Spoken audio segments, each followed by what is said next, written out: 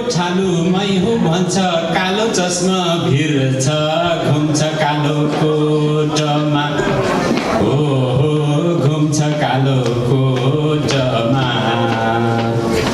किन हो र अझै हाम्रा छोरी बहिनीहरू मर्छन् बाख्रा गोठमा हो मर्छन् बाख्रा गोठमा। हेर्नुहोस् त 21औं शताब्दीमा संसार कहाँ पुगिसक्यो, विकासको चरणले आकाश छुइसक्यो, तर हाम्रो देशमा अझै पनि कुना कान्दाराहरूमा यस्तो विडम्बनाको खबरहरू सुन्न पाइन्छ। कहिलेकाहीँ हाम्रा छोरी बहिनीहरू गाई गोठमा बाख्रा गोठमा बस्न बाध्य भएर विभिन्न घटनाहरूका शिकार बनिरहेका छन्। त्यसैलाई मैले सानो टुक्कामा उनेको हुँ। नेपालको इकोनोमीको विषयमा यहाँहरूलाई सविस्तार स्पष्ट पार्नको लागि हाम्रा नयाँ शक्ति पार्टी नेपालका विज्ञ परिषद कोअर्डिनेटर सदस्य रेशम थापाजी, डाक्टर रेशम थापाजी हो। हजुरहरूको आज आउँदै हुनुहुन्छ, कृपया उहाँसँगको विज्ञतालाई धैर्य धारण गरेर ध्यान दिएर सुनेर मनन गरिदिनु होला। आउँदै हुनुहुन्छ रेशम। नमस्ते सबैजनालाई। प्रमुख अतिथिज्यू, आमन्त्रित साथीहरू, बाहिर सिउकेका साथीहरू र सम्पूर्ण विदेश बसेर पनि देश खोज्दै यहाँ आइपुग्नुभएका साथीहरू, मेरो उद्घोषक मित्रले भनिहाल्नुभयो नेपालको अर्थतन्त्रको विज्ञ भन्दा पनि म एउटा अर्थशास्त्रको विद्यार्थी हुँ र मसँग जे इन्फर्मेसन छ नेपालको समसामयिक अर्थतन्त्रबारे यसको छोटो रूपमा चाहिँ म यहाँ प्रस्तुत गर्न गइरहेको छु। नाम विजय नेपाल दिए पनि अहिलेको समसामयिक स्थितिमा हाम्रो अर्थतन्त्रले मूल रूपमा कुन बाटो समातिरहेको छ भन्ने मात्रै मेरो प्रस्तुति हुनेछ। सर्वप्रथम केही समसामयिक चल्ने गरेका पोजिटिभ सकारात्मक नेपालको बारेमा आउने केही सकारात्मक कुराहरूको बारेबाट सुरु गरौँ न। किन नकारात्मकबाट सुरु गर्ने? उदाहरणको लागि यो यहाँ हेरौँ, हामी के भन्छौँ भन्दा हाम्रो मिडिया, हाम्रो राजनीतिज्ञहरू, हामी नेपालीहरू कहिले कहिले चाहिँ सानो तिनो सकारात्मक कुरा नेपालको बारेमा आयो भने पनि हामी उफ्रेर हिँड्छौँ, मै नाच्दै हिँड्छौँ। जस्तै अब हामी चाइनाभन्दा अलि भोका छौँ तर इन्डियाभन्दा भोको छैनौँ भनेर यस्तो म्याप निकाल्छौँ।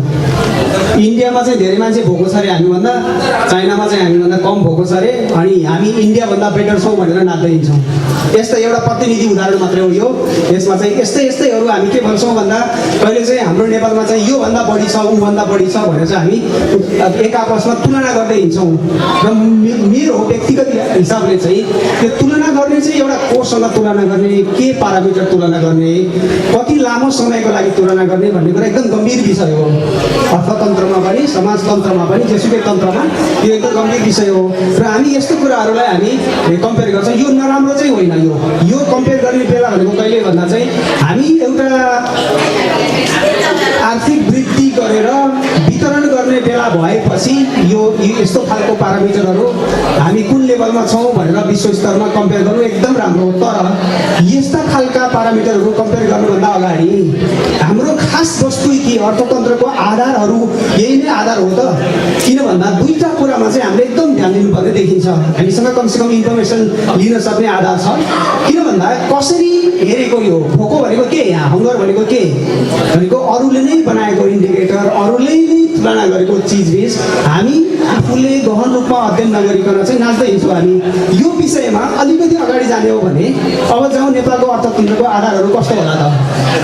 अब धेरै पारामिटरहरू हामीले अर्थ मन्त्रालयले निकाले जस्तो लेभलमा व्याख्या गर्न सम्भव नहोला यहाँ, तर प्रमुख पारामिटर हामी चाहिँ आर्थिक वृद्धि भन्छौँ। त्यसमै हाम्रो वृद्धिको दिनु होला के भन्छ भन्दा चाहिँ हाम्रो आर्थिक वृद्धिको आधार हाम्रो क्यापिटल हो कि लेबर हो कि हाम्रो त्यसलाई चाहिँ गुड गभर्नेन्स भनेर बुझ्दा हुन्छ। अहिले चाहिँ जे लेबरमा छैन, जे क्यापिटलमा छैन, त्यो चाहिँ हाम्रो गुड गभर्नेन्स बाँकी रहेको सबै कुरा के कारणले आर्थिक वृद्धि हुन्छ भनेर हेर्दाखेरि चाहिँ नेपालमा अहिलेसम्म हेर्ने भने हेर्नुहोस् त जम्मा हामीले गरेको लगभग आर्थिक वृद्धि प्रत्येक वर्ष 3.95 हो जम्मा हामीले आर्थिक वृद्धि गर्ने त्यसमा त्यसको 0.4 10% हाम्रो क्यापिटलबाट आउँछ भनेको हिजो म आउँदाखेरि मैले हाम्रो यहाँ आदर्शदेव चन्द्र राईलाई पनि मैले जोक गरेको थिएँ यो लन्डन ब्रिजमा जति स्टिल प्रयोग भएको छ त्यति स्टिल नेपालभरि पनि प्रयोग भएको रहेछ लन्डन ब्रिजको अन्डरग्राउन्डभित्र जति स्टिल प्रयोग भएको छ इन्फ्रास्ट्रक्चरको लागि त्यो होल नेपालमा प्रयोग भएको छैन भनेपछि हामी क्यापिटल इन्भेस्टमेन्टमा कुन लेभलमा छौँ त भन्ने कुरा त्यसले पनि जनाउँछ त्यसको रिफ्लेक्सन हामी 10% मात्रै हामी क्यापिटलको कारणले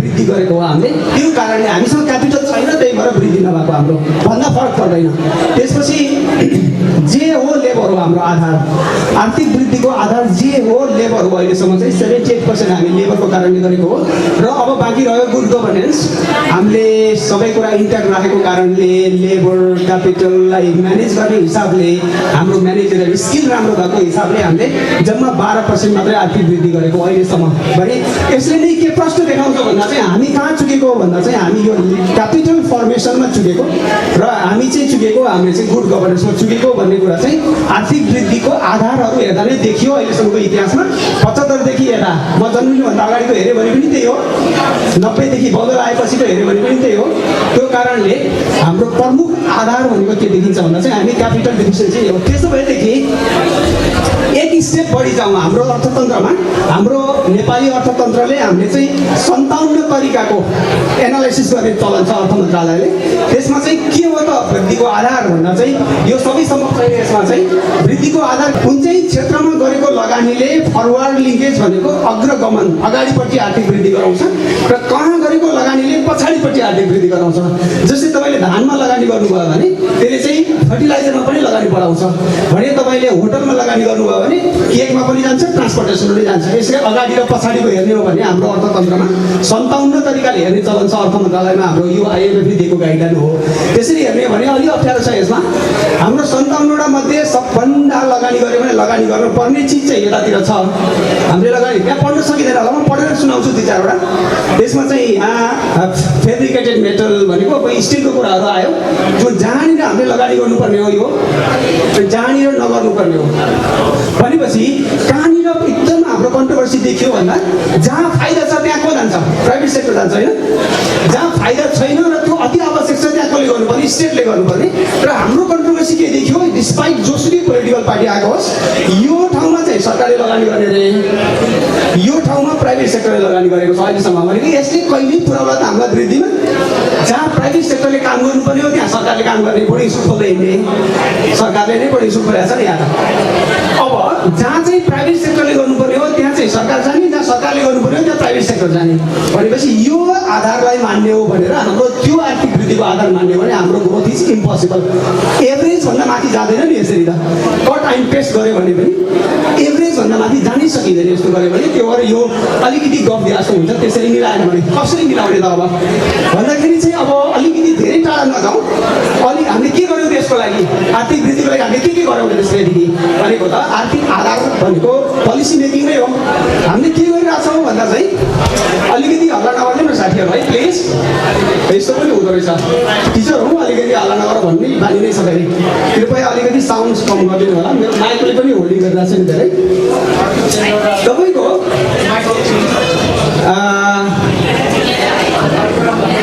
अहिलेसम्म हामी जे गऱ्यौँ world bank policy IMF policy जे पोलिसी लियौँ र अब यस्तो थ्रेसहोल्डमा छौँ हामी यस्तो थ्रेसहोल्डमा छौँ अब हामी चाहिँ सेकेन्ड जेनेरेसन अफ लिबरलाइजेसन गर्ने भनेर हाम्रो दिग्गजहरू सबै पोलिटिकल पार्टीका सबै अर्थशास्त्रीहरू यो यहाँ चाहिँ सेकेन्ड जेनेरेसन अफ लिबरलाइजेसन गर्ने लेभलमा हामी पुगेका छौँ त्यसले के भनेको होला सेकेन्ड जेनेरेसन अफ लिबरलाइजेसन 1990 देखि 92 सम्मको लिबरलाइजेसन पोलिसीले हामीलाई कहाँ पुर्यायो के ठिक भयो के बेठिक भयो एनालाइसिस नगरिकन हामी चाहिँ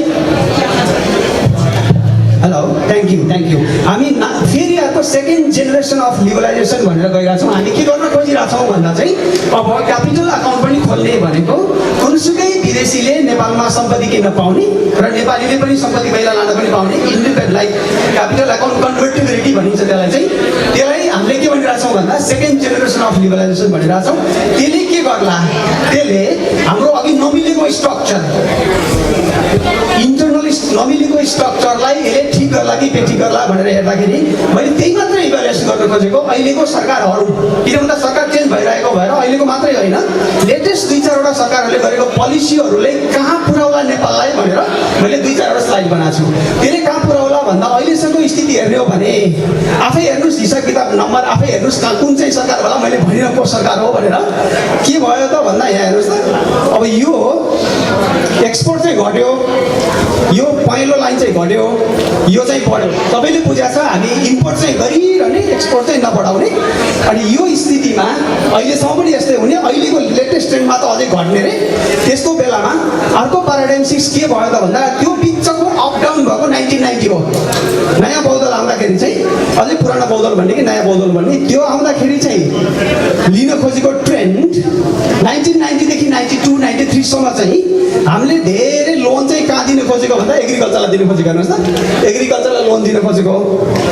तर 2 वर्षपछि कसरी पोलिसी क्याप्चर भयो नेपालमा भने, कसरी पोलिसी क्याप्चर गरेर एग्रिकल्चर कसरी तल गयो भन्दा एग्रिकल्चरमा पैसा लगानी नै नगर्ने। अब फेरि यो आफै देख्नुहुन्छ अलिकति यो बढेको, यो अलिकति बढेको एग्रिकल्चर दिने खोजेको त्यही बेला हो।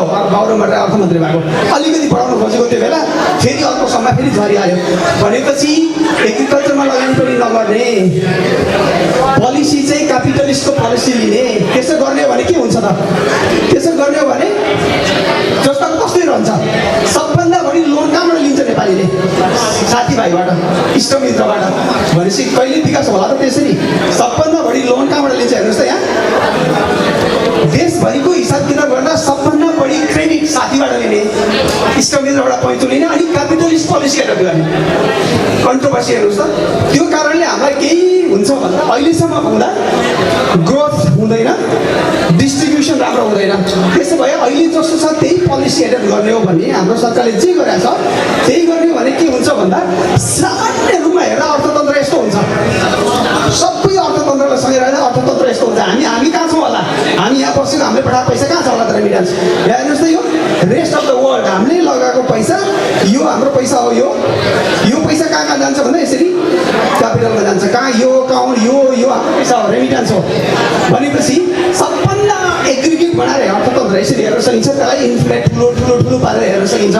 र हाम्रो पैसा चाहिँ यहाँबाट जान्छ रेस्ट अफ द वर्ल्ड, अनि यो क्यापिटल यसरी जान्छ। कहाँ जान्छ? हाउस होल्डमा जान्छ, रुरलमा जान्छ, अर्बनमा जान्छ, सरकारमा पनि जान्छ। कहाँ जान्छ हाम्रो पैसा? अर्थतन्त्रको हिसाब किताब गऱ्यो भने हाम्रो पैसा कहाँ जान्छ? हामीले त हाम्रोमा जान्छ भन्छौँ नि, हामीले त हाम्रो घर पठाउँछौँ। तर सिस्टमले कहाँ लान्छ? त्यसलाई सरकारकोमा लान्छ। सबभन्दा बढी सरकारमै फाइदा हुन्छ। त्यही भएर चुप लगाएर बस्छ। यसलाई अरू व्याख्या गर्ने हो भने यो टेक्निकल कुरा छोडिदिएँ मैले। त्यसो भएदेखि मैले अहिलेको अर्थ मन्त्रालयले लिएको पोलिसी, अहिलेको सरकारले लिएको पोलिसी भनिन, लास्ट 2-3 वर्षमा जे अर्थतन्त्र हामीले गर्न खोजिरहेको छौँ त्यसलाई कन्टिन्यू गऱ्यो भने के होला भन्ने मात्रै गर्न खोजेको। के होला त भन्दा एउटा उदाहरण लिउँ। क्यापिटलिस्टलाई ट्याक्स घटाउने, आम मान्छेलाई ट्याक्स बढाउने त अहिले नि हाम्रो नीति तथा कार्यक्रममा थियो। त्यसलाई मात्रै गरी हेर्दाखेरि ठुलो डाइनामिक प्रोग्रामिङ गरेर, ठुलै मोडलिङ गरेर हेरेको, यो कम्पिटेबल जनरल इकोनोमिक मोडलिङ भनिन्छ यसलाई चाहिँ। प्लानिङ गरेर हेर्दा के हुन्छ हेर्नुहोस् त, यहाँ के हुन्छ? अहिले लिएको पोलिसीले के गर्छ? सरकारलाई मात्रै फाइदा हुन्छ। क्यापिटलिस्ट पोलिसी लिने, लिबरल पोलिसी लिने, त्यसको फन्डामेन्टल भनेको सरकार सानो हुने भनेको। तर हामीले लिएको पोलिसीले के गर्छ? हाम्रो स्ट्रक्चरमा सरकारलाई ठुलो बनाउँछ। त्यो कन्ट्रोभर्सीले कहाँ पुऱ्याउँछ? हाम्रो सरकार चलाउनेहरू मात्रै कन्फ्युज हुँदैन, सारा सिस्टम कन्फ्युज, सबै कुरा सिस्टम कन्फ्युज। पोलिसी लिएको र गरेको मिलेन भन्ने कुरा चाहिँ मेरो एनालिसिसले देखाउँछ।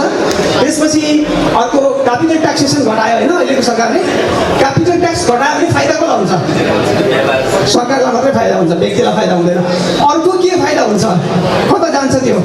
कुन सेक्टरमा जान्छ?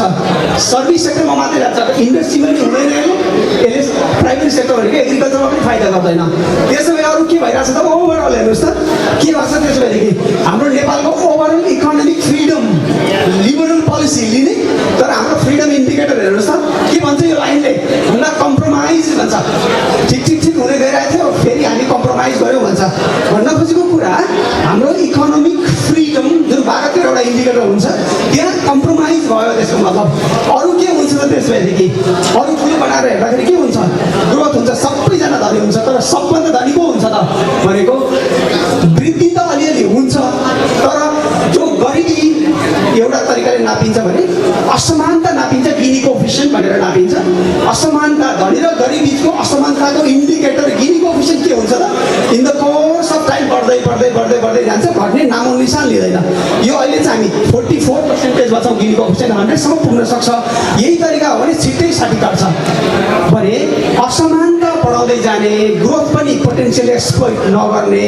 अनि त्यसपछि के गर्ने त भन्दा के हो त त्यसपछि समस्या कहाँ हो त भन्दा सबभन्दा समस्या हेर्नुहोस् त के कारणले रहेछ त? अलि सुन्नुपर्ने, हामीले सुन्नुपर्ने कारण चाहिँ इन्स्टिट्युसनल क्वालिटी लो भएको कारणले ग्रोथ कम भएको रहेछ। पर क्यापिटा फेरि त्यो टोटल सरकार पर क्यापिटा जिडिपी नेपालको कम किन भएको भन्दा यी सबभन्दा यो ग्याप हेर्नुहोस् त, यो ग्याप इन्स्टिट्युसनल क्वालिटी कम भएर। इन्स्टिट्युसनल क्वालिटी भनेको के?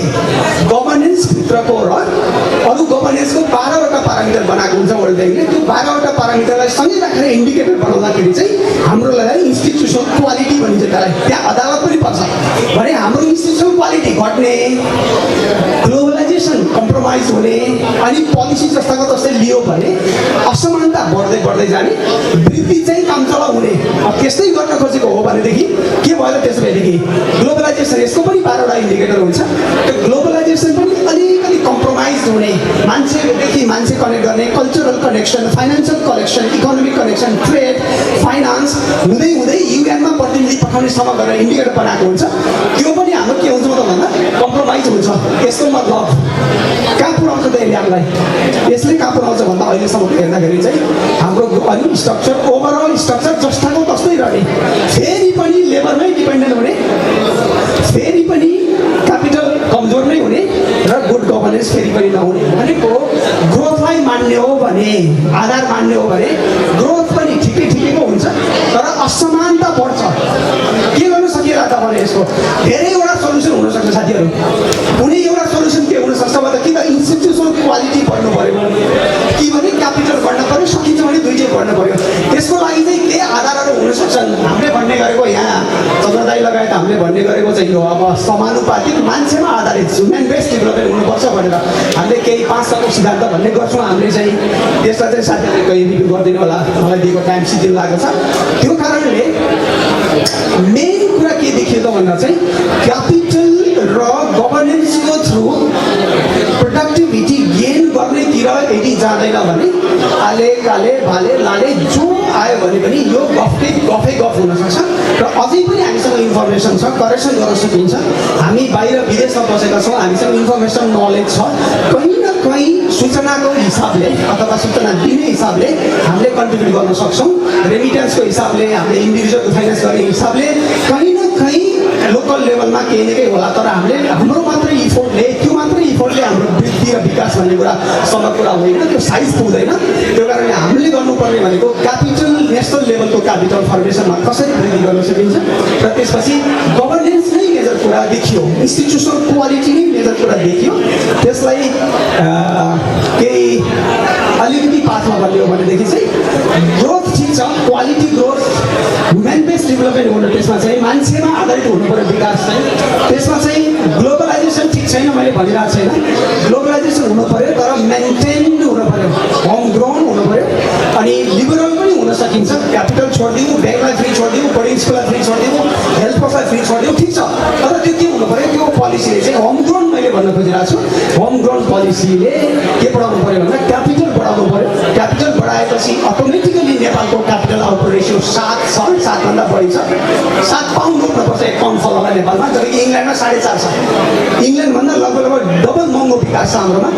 त्यो घटाउन सक्यो भनेदेखि चाहिँ वृद्धि समृद्धि सम्भव छ हाम्रै पालामा भनेर हामीले भन्ने गरेका छौँ। यसरी मैले अलिकति नेपालको अर्थतन्त्रको ग्लोमी पिक्चर त देखाइहालेँ। जस्तो छ बिजनेस एज युजल सिनारियोमा अहिले भएको पोलिसी, अर्थ मन्त्रालयले लिएको पोलिसीलाई क्यालिब्रेट गर्ने हो भने यो हेर्दा यस्तो देखियो भने 10,000 टाइम्स क्यालिब्रेट गरेर निकालेको यो रिजल्ट हो। यसले के भन्छ भन्दा चाहिँ वृद्धि हामी 12-15 टार्गेट गर्छौँ तर 5-6तिर एचिभ गरेर मक्ख पर्छौँ। र डिस्ट्रिब्युसनको हिसाबले के भन्छ, धनी बिचको ग्याप बढ्दै बढ्दै जान्छ। र पनि नेपाली समाज फेरि पनि अर्को राउन्ड अफ कन्फ्लिक्ट, कुनै न कुनै प्रकारको कन्फ्लिक्ट, धनी गरिब बिचको कन्फ्लिक्ट, अरू कहीँ न कहीँ बिचको कन्ट्रोभर्सीहरू रहिराख्ने र समाज फेरि पनि सम्भावना चाहिँ बढ्यो। भन्दै यहाँ सुनिदिनु भयो आइदिनु भयो सबैजनालाई स्वागत प्लस थ्याङ्क यू भन्दै मेरो छोटो नेपालको अर्थतन्त्रको परिचय यहीँ पुर्याउन चाहन्छु धन्यवाद। हाम्रा चाहिँ इकोनोमिस्ट विज्ञ रेशम थापाज्यू साथै मैले यहाँहरू समक्ष हाम्रा आदरणीय अतिथि तमु पेलो सङ्घका फर्मर प्रेसिडेन्ट सोम तमुज्यू, तमु पेलो सङ्घका फर्मर प्रेसिडेन्ट जगत तमुज्यू र तमु पेलो सङ्घका भाइस प्रेसिडेन्ट पूर्ण तमुज्यूलाई हार्दिक स्वागत गर्न चाहन्छु। उहाँलाई अतिथि जहाँ हुनुहुन्छ यथास्थानमा बसेर ग्रहण गरिदिनु होला भन्न चाहन्छु। धन्यवाद। त्यससँगै अब हाम्रो अगाडि आउँदै हुनुहुन्छ तपाईँहरूको अगाडि प्रायः जसो चिरपरिचित नाम एनआरएनए का सचिव, युवा व्यवसायी, बिजनेस विभाग कोअर्डिनेटर, आइएनएस युके का केन्द्रीय सदस्य सुरज मास। नमस्कार। सम्पूर्ण हाम्रा आइएनएस युकेको च्यारिटीलाई सम्मानजनक रूपमा स्वीकारेर यहाँसम्म पालिदिनु भयो। आजसम्मको यति कार्यक्रमहरूमा हाम्रो यो दोस्रो प्रमुख पार्ट यो प्रोग्राम थियो। त्यो पहिलो हाम्रो योभन्दा अगाडि योगाको आउनु हुँदाखेरि प्रोग्राम गरेको थियौँ र यसपछि यो च्यारिटीको प्रोग्राम गरेको छ। सर्वप्रथम त आइएनएस युकेको यस कार्यक्रमलाई अति नै भावपूर्ण स्वीकार गरी पाल्नुभएका हाम्रा दूतावासबाट पाल्नुभएका लवज सुवेदीज्यू, एनआरएन अध्यक्ष देव कुमार पोगामीज्यू, उपाध्यक्ष पुनम दिदी, हाम्रो अग्रज दाजुहरू भरत सिंहज्यू, राघव धिजालज्यू र सम्पूर्ण संस्थाबाट पाल्नुभएका हाम्रा प्रतिनिधिज्यूहरूलाई हामी स्वागत गर्न पाउँदा गौरवान्वित छौँ। यो एउटा सानो दुईवटा फेजमा मैले एउटा बिजनेसको रूप लिएको छु। एनआरएन बिजनेस विभागको सानो प्रतिनिधिको रूपमा पनि हेरेको छु र आइएनएस युके तथा आइएनएस इन्टरनेसनलको रूपमा पनि मैले यसलाई प्रेजेन्टेसन गर्न गइरहेको छु। सम्भवतः नयाँ नेपाल बनाउनको लागि नयाँ सोचहरूको जित हुन जरुरी छ। नयाँ सोचहरूको जित हुनको लागि सबै नयाँ विचारहरूको मानिसहरूको युनिटी हुन जरुरी छ।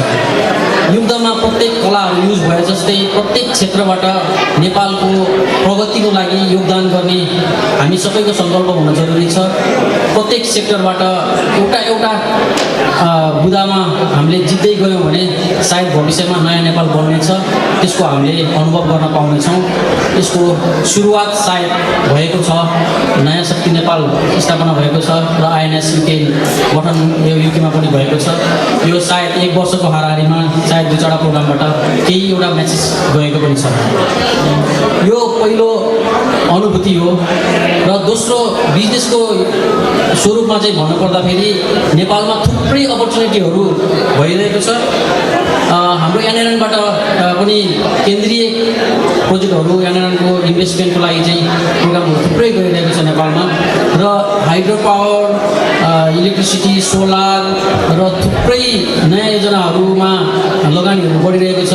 सामूहिक लगानीको रूपमा चाहिँ विदेशबाट प्रशस्त लगानी गएको छ। तर त्यहाँ एउटा कुरा चाहिँ फर्किएको मैले महसुस गरेको छु। नेपालमा नेपाली सरकार, नेपाली गभर्मेन्टको कार्यनीति र त्यसलाई चाहिँ युज गर्ने प्रोसेसिङहरू चाहिँ अलिक कमजोरी धेरै देखेको छु। सायद यो कमजोरीहरूलाई मिलाउन सकेमा हाम्रो सायद नेपालको भविष्य सुन्दर हुनेछ। अर्को एउटा सानो एउटा अनुभव पनि भन्न चाहन्छु म तपाईँहरूलाई। नेपालको हामी नेपालीहरू पहिले नै एउटा कुराले सानो इन्भेस्ट गर्नलाई रिस्क पनि देख्छौँ। दुईवटा कुरा मलाई भन्नलाई, नेपालमा इन्डियाबाट वासस्थान सरेर आउने इन्डियनहरूले जति बेला पनि बिजनेस गरे, कहिले पनि काम गरेन। तर नेपालीहरूले विदेश जाँदा कामै धेरै गरे। त्यहाँ दुईवटा फरक छ। एउटा चाहिँ हामीले नेपाली नेपालीहरूले नेपालमै इन्भेस्ट गर्नुपर्दा पहिला राणाकालमा पनि हामी राणा शासनकाल छ इन्भेस्ट खतम हुन्छ गर्न हुँदैन भन्ने एउटा सोच थियो तर उनीहरूले चाहिँ गरिरहन्थ्यो र उनीहरू अझ माथि गए त्यसपछि पञ्चायतकाल आयो त्यसमा पनि हामीले इन्भेस्ट गर्नुहुन्न लगानी गर्नुहुन्न भन्ने एउटा सोच भयो तर इन्डियाबाट आउने माडेहरू अरू सबैजनाहरूले चाहिँ गरिरह्यो त्यसमा पनि उनीहरू नै उयो भयो अब यो डेमोक्रेटिक आउँदाखेरि पनि हामीले चाहिँ इन्भेस्ट गर्नलाई चाहिँ अझ रिस्क देखिरहेको छौँ यति बेलासम्म नेपाल धेरै अगाडि जान पर्ने हो तर धेरै पछाडि छ अहिलेसम्म र पनि लगानी गर्ने वातावरणहरू चाहिँ गभर्मेन्टले नै क्रिएट गर्नुपर्ने हो हामी धेरैचोटि चुकिसकेका छौँ राजनीतिक परिवर्तनहरू धेरै भइसक्यो अब पनि त्यही एउटै बाहना बनाएर लगानी नगर्ने र लगानीको रिटर्न चाहिँ नआउने हो भने सधैँ मानिस नेपालीहरू चाहिँ काम गरिरहने हुन्छ काम गरिरहने प्रवृत्तिले गर्दाखेरि उन्नति चाहिँ हुँदैन सर्भाइभ चाहिँ सधैँ हुन्छ यो सन्दर्भमा हुनुपर्दाखेरि मैले चाहिँ तपाईँहरू अब नेपालको वातावरणमा चाहिँ एउटा इन्भेस्टमेन्टको क्रिएसन अझ बढी ठुल्ठुलो हुनु पऱ्यो र यहाँ पनि धेरै अपर्च्युनिटीहरू छ सामूहिक लगानीको वातावरणहरू पनि बनाइरहेको छ त्यसलाई पनि एउटा सामूहिक रूपमा चाहिँ कोअपरेटिभ जस्तो इन्भेस्टमेन्ट कम्पनी जस्तोलाई चाहिँ प्रस्फुटन गर्नु पर्यो जस्तो मलाई लाग्छ र एउटा लास्टमा चाहिँ मैले एउटा अनुभव एउटा सानो अनुभव चाहिँ नेपालको गभर्मेन्टको लागि चाहिँ फोकस गर्न लागेको छु त्यो चाहिँ नेपालको गभर्मेन्ट बडीमा बसेको जुन कर्मचारी तन्त्रहरू छ त्यसको सानो फेलियर छ यो फेलियरले गर्दाखेरि पुरै सिस्टममा चाहिँ असर परेको छ जस्तो नेपालको नीतिमा वैदेशिक लगानी विदेशबाट गरे लगानीमा चाहिँ एउटा सोचमा के आउनुपर्छ भने नेपालको जनताले उपभोग गर्ने लगानीहरू नेपालीको हुनुपर्छ जब नेपालीले चाहिँ गर्ने लगानीहरूले जनताले उपभोग गर्छ जस्तो नेपालको फोन नेपालमा जसले लगे पनि हुन्छ विदेशी कम्पनी चाहिँदैन तर एउटा एनसिएल फोनको चाहिँ लगानी विदेशीले गर्दाखेरि त्यसको म्यासिभ लाभ चाहिँ विदेश जान्छ जस्तो यहाँको डाटोको क्रसिङ एउटा चाहिँ ब्रिज फ्रेन्च कम्पनीले बनायो उसले 25 वर्षलाई त्यो लिजमा लिएको थियो 25 वर्षसम्म उसले बनाएको चाहिँ त्यसपछि गभर्मेन्ट ह्यान्डओभर गर्यो गभर्मेन्टले त्यसपछिको पुरै बेनिफिट गभर्मेन्टले पायो तर नेपालको चाहिँ कस्तो भने त्यो लगानी चाहिँ बनाएको प्रफिट बाहिर जाने वातावरणलाई ब्लक गर्नुपर्छ अरू कुरा चाहिँ नेपालमा ठुल्ठुलो हाइड्रो पावरहरू बनाउने कम्पनीहरूलाई दिँदाखेरि अनि त्यसपछि त्यसको लागतहरू चाहिँ बरु लिएर जाँदाखेरि नेपालको जनताले युज नगर्ने नेपालमा चाहिँ हाइड्रो पावरको सम्भावनालाई चाहिँ बाहिरबाट लगानी गर्ने त्यसको चाहिँ सप्लाई इन्डिया अथवा बङ्गलादेश गर्ने त्यसले प्रफिट लाँदाखेरि नेपाललाई खासै असर पर्दैन तर सानो सानो कुरामा फोनमा एग्रिकल्चरमा सानो कुरामा बाहिर विदेशी लगानी दिँदाखेरि त्यसले नेगेटिभ इम्प्याक्ट पर्छ नेपालको पुँजीहरू त्यत्तिकै बसिरहन्छन् विदेशीले पुँजी लगानी गरेर लिएर जान्छ यो चाहिँ कन्फ्लिक्ट छ त्यहाँनिर इन्डियाको मान्छेले चाहिँ नेगेटिभ सप्लाई गर्छन् जस्तो तपाईँको इन्डियामा चाहिँ पपाया चाहिँ उनीहरूले लार्ज स्केलमा बनाएको हुन्छ उत्पादन गर्छ तर नेपालको पपायालाई चाहिँ बिगार्नलाई चाहिँ उनीहरूले इन्भेस्ट गरिदिन्छ मोल सप्लाई नगरिदिने अथवा त्यहाँ हडताल गर्नेहरूलाई चाहिँ प्रोत्साहन गर्ने सानो सानो इस्युहरूमा चाहिँ उनीहरूले पैसा खर्च गरिदिने त्यसले गर्दाखेरि हाम्रो पपाया खेती बिग्रेर जान्छ उसको पपाया खेती दिनै पर्दै जान्छ यसरी दुई चारवटा कुराहरू रिसर्च गरेर अलिकति हेरेर मैले एउटा अनुभवहरू भने होइन यसको लागि चाहिँ हामी सबैजना अवेर हुनुपर्छ अहिले त हामीले च्यारिटी प्रोग्राम गर्दाखेरि यो नेपालमा भएको घाउहरूमा मलम लगाउनलाई तपाईँहरूसँग पैसा पनि माग्यौँ यो 30 रुपियाँ टिकट पनि काट्यौँ यो सबै कुराहरू एउटा घाउमा मलम लगाएको छु भनेर सम्झिनु होला तर तपाईँहरूले कुनै दिन राम्रो एउटा पार्टीको लागि भोट दिएर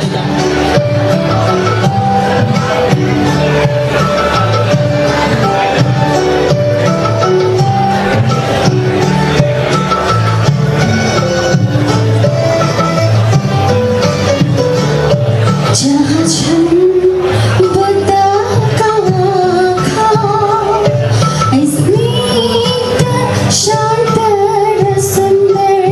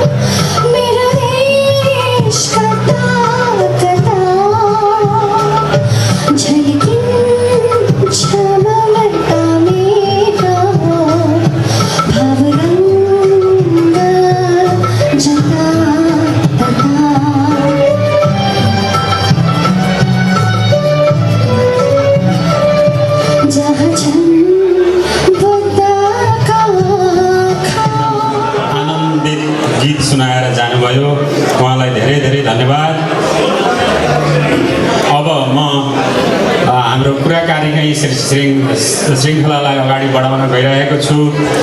त्यसै बिचमा मैले एउटा सानो टुक्का जोड्दैछु। तिहार आयो सबैलाई खुसी छ, परदेशीको मन साह्रै दुखी छ। तिहार आयो सबैलाई खुसी छ, परदेशीको मन साह्रै दुखी छ। किन होला यो परदेशीको मन दुखी भएको? मलाई लाग्छ एक त चाडबाडमा नेपाल गएर आफन्तसँग रमाइलो गर्न नपाएर, अर्को चाहिँ यो 70-75 वर्षको आन्दोलनपछि नेपालमा बनेको संविधानले पनि विदेशमा बस्ने नेपालीलाई किन यस्तो चाहिँ पर धकेल्यो होला भन्ने चिन्ताले पनि दुखी भएको होला।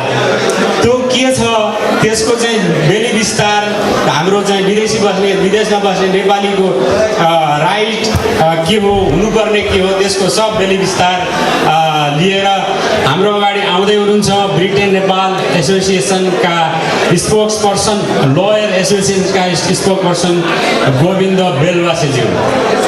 कृपया उहाँलाई सुनेर साथ दिनुहोला।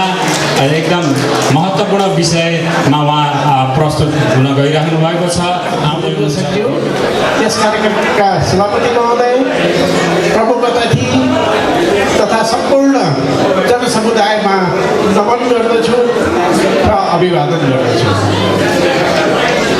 सबभन्दा समय छोटो छ, हाम्रा समस्या र कुराहरू धेरै छन्। यसमा कसैलाई चासो लागेन भनेदेखि चासो छैन भन्नु होला, लाग्दियो भनेदेखि छोड्न उला नि त।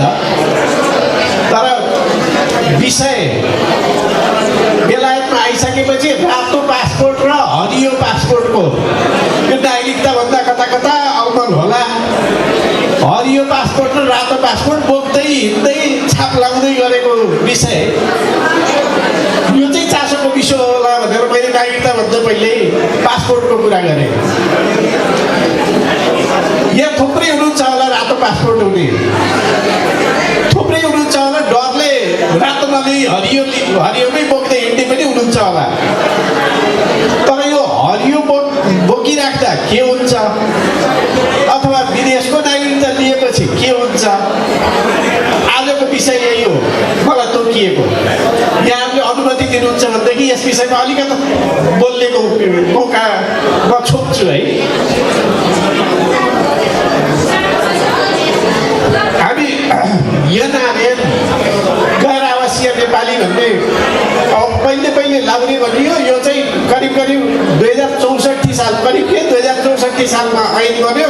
त्यसपछि गैर आवासीय नागरिकता भनेर एउटा शब्द नयाँ जन्मियो हो। त्यही शब्दले अलमा लागेको छ अहिले। यसले जोड्दा त हामीले विदेशमा श्रम गरेर लाउने बनेर ज्यानको बाजी थापेर कमाएको सम्पत्ति जोडेर बाबुआमा पालौँला, भोलि बिहान केही गरौँला भनेर जोडेको सम्पत्ति लौ जाने भयो रे भन्ने पनि छ। होइन कसै त होइन सबै पाइयो रे, गैर आवासीय नागरिकता ऊ पाइसकियो।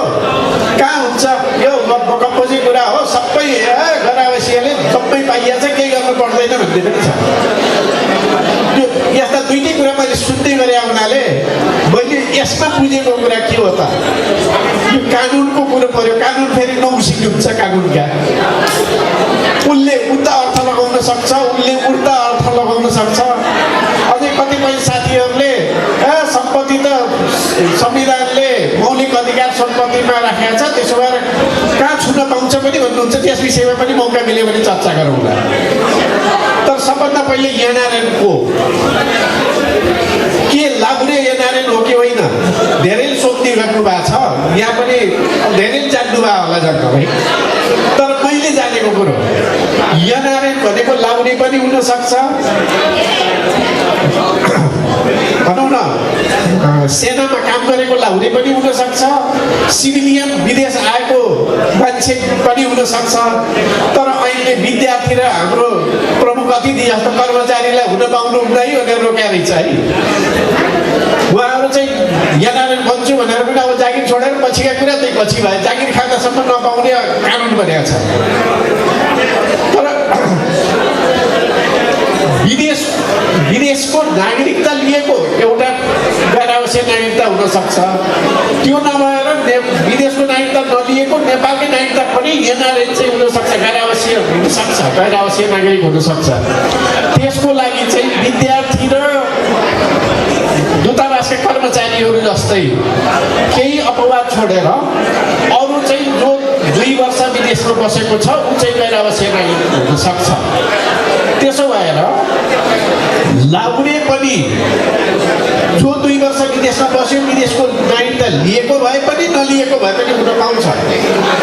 र फेरि यहाँ बुझ्नुपर्ने एउटा अलिकति अल्पन भएको एनआरएन भनेपछि एनआरएन संस्था मात्रै बुझ्ने र व्यक्ति एनआरएन र संस्था एनआरएनको बिचमा विभेद नबुझ्ने पनि भ्रम कतै कतै भएको मैले सुनेको छु। वास्तवमा व्यक्ति एनआरएन हो र जसरी हामी नेपाली हौँ, नेपालीका सङ्घ संस्थाहरू छन्, त्यस्तै सङ्घ संस्थाहरूमध्ये एउटा संस्था हो एनआरएन, जसले हामीहरूको प्रतिनिधित्व गर्ने हो। हाम्रा हक अधिकारहरू जस्तो अहिले हामीले ल है नागरिकता निरन्तरता हुन्छ भनेर कुरो गर्नु परिराखेको छ। छुट्टा छुट्टैले भन्यो भनेदेखि थोपा थोपा हुँदैन, थोपा थोपा मिलेर समुद्र बने जस्तै सबैको आवाज एकजुट भएर एउटा लड्न जाँदाखेरि पनि जित्नुपर्छ, जितिन्छ भन्ने चाहिँ एउटा थिम हो। तर त्यो जित्नको लागि त तरिकाहरू हुन्छन् नि, टेक्टिक्सहरू बनाउनुहुन्छ नि हाकिमहरूले, साहबहरूले। त्यहाँ आदेश दिनुभन्दा पहिले बडो रणनीतिहरू बनाइन्छ। त्यस्तै रणनीतिहरू बनाएर त्यसलाई अगाडि बढेर हाम्रा ती आवश्यकताहरूलाई पूर्ति गर्ने संस्था हो एनआरएन। त्यसो भएर व्यक्ति एनआरएन र संस्था एनआरएनको विषयमा प्रश्न हुनु जरुरी छ। अब यसमा मैले थप कुरा गर्नुपर्ने कसैबाट जिज्ञासा आयो भने पछि प्रकाश पारौँला। समयको पाबन्दीलाई ख्याल गर्दाखेरि मैले आधा घन्टाभित्र मेरा यस सम्बन्धी विषयवस्तुहरू प्रकाश पार्ने प्रयास गर्दैछु र बाँकी बच्यो र कसैको कति जरुरी प्रश्न उठ्यो भने त्यसमा छुट्टै छलफल गरौँला। तर मैले गाउँघरमा सुनेका, उब्जिएका, मेरा कानमा आइपुगेका, इमेल प्राप्त भएका अथवा टेक्स्ट मेसेज प्राप्त भएका प्रश्नहरूलाई केन्द्रित बनाएर मैले यो कुरा गर्दैछु। अब म एउटा झगडिया पनि हो यो विषयको। मुद्दा हाल्यो सर्वोच्चमा गयो, त्यो मुद्दा किन हालियो, मुद्दा कहाँ पुगेको छ भन्ने पनि यहाँलाई कतिपयलाई थाहा होला, धेरैलाई थाहा छैन कि भन्ने पनि लाग्दछ। र सबभन्दा विषय चाहिँ सबैका आफ्ना व्यक्तिगत छन्। अब रातो पासपोर्ट लिएकाले ल है मेरो सम्पत्ति के हुन्छ भन्ने नाटो होला, रातो पासपोर्ट नलिएकाले मैले लिए के हुन्छ नलिए के हुन्छ भन्ने होला। कसैले केटाकेटी अब भर्दै गए यहाँको लिने कि नलिने त्यो प्रश्न पक्कै चड्काएको छ। त्यसो भएर यी प्रश्नहरूको माझमा एनआरएन ऐन बनाएको छ 2064, केही व्यवस्था त्यसले गरेको छ। तर 2024 आदरणीय अतिथि महानुभावहरू, पछाडिबाट अलि हल्ला भयो, यो निकै गम्भीर विषय छ, कृपया सुनिदिनुहोस् है। धन्यवाद। यहाँहरूलाई मेरो कुरा मन नपर्या हो भनेदेखि बन्द गरौँ कि सुन्दै हुनुहुन्छ होला पछाडिको साथीहरूले? उहाँ पछाडि अलि गाईगुई भयो कि भन्ने कुरो आयो। चासोको विषय छ भनेदेखि म भन्दै जाउँ, होइन भनेदेखि रमाइलो गरौँ, गाना बाजातिर लागौँ कि भनेर मैले सोधेको हो। अब विषय मैले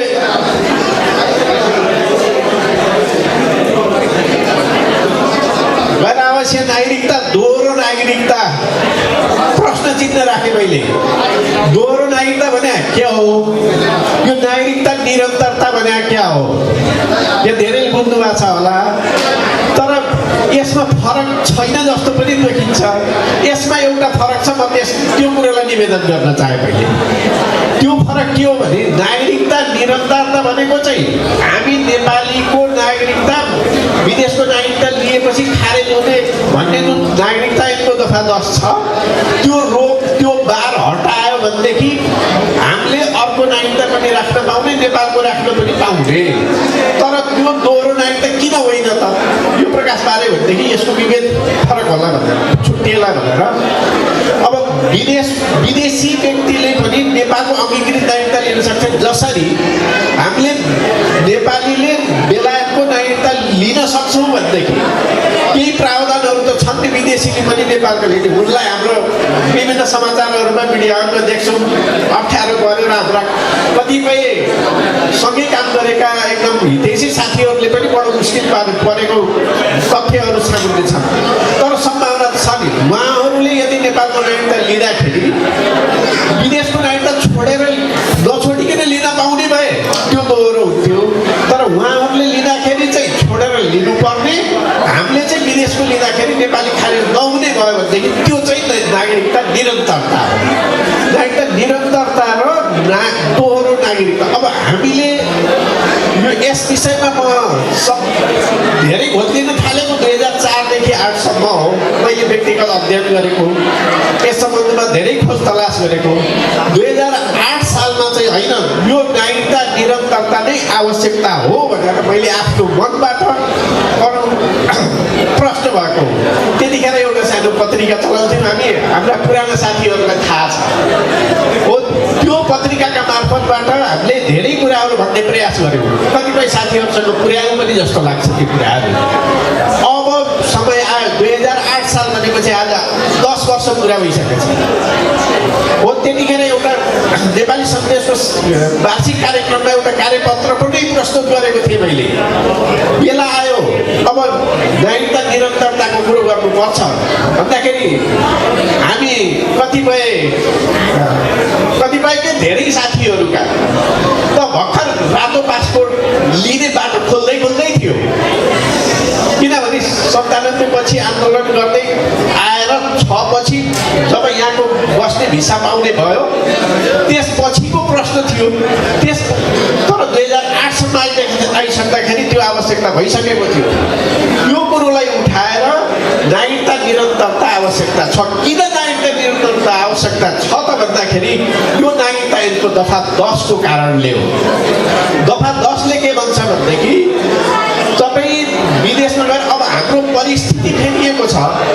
हिजो 20 वर्ष अगाडिको परिस्थिति फरक थियो। आज विदेशमा आइएको छ, केटाकेटीहरू यहाँको सेटलमेन्ट भएन भनेदेखि, यहाँको नागरिकता भएन भनेदेखि छुट्टै फिस तिर्नुपर्ने, अपर्च्युनिटी घुम्नुपर्ने, हामीले पनि कतिपय गुमाएका पनि गुमाउनु पर्ने स्थिति भएको अवस्था छ। अब त्यो अवस्थामा यहाँको नागरिकता लिनुपर्ने बाध्यात्मक स्थिति सिर्जना भयो। यहाँको लिने बित्तिकै नेपालको नागरिकता बदर हुने, नागरिकता ऐनको दफा 10 ले बदर गर्ने। अझ कतिपय साथीहरूले अझै पनि बेलायतको नागरिकता लिइसकेपछि, रातो पासपोर्ट लिइसकेपछि नेपालको पासपोर्ट बोकेर नेपाल जाने गर्नुहुन्छ। त्यो गैर कानुनी हो है। हुन त धेरैलाई थाहा छ गैर कानुनी भन्ने, तर पनि रिस्क उठाएर हिँड्नुहुन्छ। त्यो एकदमै खतरनाक हो। राजधानी ऐनको त्यहाँ मैले उल्लेख गरिदिएको छु। समात्यो भनेदेखि 1 वर्ष कैदसम्म हुन सक्छ। किनभनेदेखि विदेश नेपालको नागरिकता बदर हुने। अब त्यो नागरिकता बदर भएपछि स्वतः नेपालको राजधानी गैर कानुनी भयो। त्यो गैर कानुनी राजधानी युज गरे बापतमा तुरन्तै जेल हालिदिन सक्छ 1 वर्षसम्म। त्यो रिस्क लिएर कृपया त्यो रिस्क नलिनुहोस्। कसैले पनि त्यो रिस्क नलिँदा राम्रो हुन्छ। अब यो रिस्कको विषयमा म एउटा ग्रिसको उदाहरण दिन्छु। ग्रिसमा केही महिना अगाडि आगो लागेर थुप्रै मान्छे कति 83 जना मर्नुभयो। अनि त्यो विषयमा रक्षा मन्त्रालयले बीबीसीलाई भन्दाखेरि भन्नुभएको थियो मान्छेहरू किन मारिए त भन्दाखेरि त्यहाँ कानुन बिचेर जुन चाहिँ नबनाउनु पर्ने निकासहरू बिचेर घरहरू बनाइएका थिए। उहाँहरू त्यो चलन बस्यो, उसले बनायो पहिले किन नबनाउने, पहिले बनाउँदा किन हुन्न भन्दै बिचेर कानुन बिचिया हो नि त। त्यसको परिणाम के भयो? त्यही समूहको 83 जना मर्नु पर्यो नि त। हामीले अहिले हेलचक्राइ गऱ्यौँ भने त्यो कुनै दुर्घटना घट्न सक्छ। त्यसबाट कानुन बिच्ने काम नगरौँ। म त कानुनको विद्यार्थी पनि भएर होला, डर पनि लाग्छ, तर आह्वान गर्छु कानुन नबिचौँ, कानुन पालन गर्ने हामीले संस्कार बसालौँ। हाम्रो संस्कारको कुरा गर्दाखेरि त अब त्यो छाउपुडीका संस्कार बचाउनु पर्ने कुरा होला है। तर त्यस्ता संस्कार बचाउने होइन, त्यस्ता संस्कार कुरीति हटाउँछु भनेर बुझेर हटाउनु पर्ने बेला भएको छ। त्यो हामीले नबुझ्ने हो भनेदेखि कहिले हुन्छ?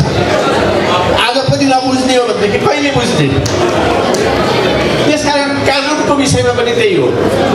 नागरिकताको निरन्तरताको विषय अहिलेसम्म नबुझ्ने हो भने उसलाई मैले यो विषयमा 2008बाट भन्न थाले पनि मेरा कुरा कतिपय साथीले पत्याउनु भएन।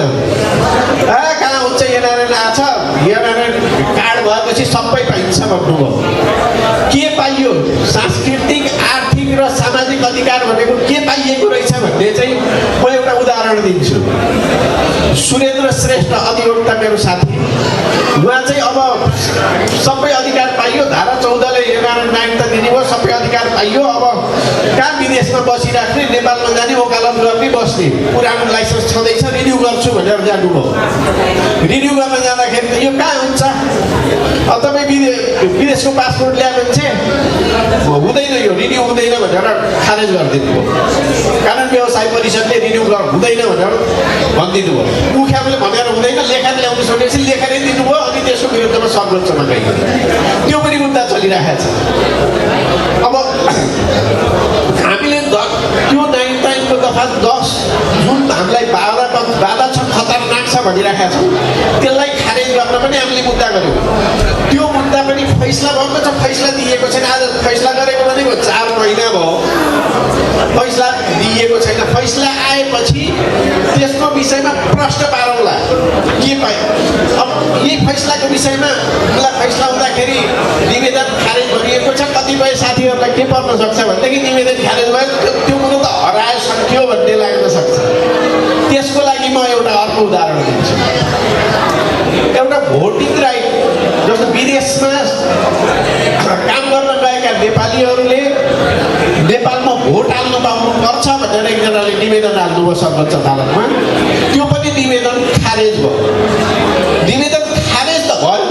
त्यहाँ न्यायाधीशले के लेख्यो भने तत्कालै ठ्याक्कै अहिले हामीले भन्ने बित्तिकै भोट आधीबाट हाल्न दिउँ भन्न पनि नमिल्ने हो, तर अर्को निर्वाचनसम्ममा सबै विदेशमा बस्ने नेपालीहरूलाई भोट हाल्ने व्यवस्था गर्नु भनेर आदेश गरेका छ।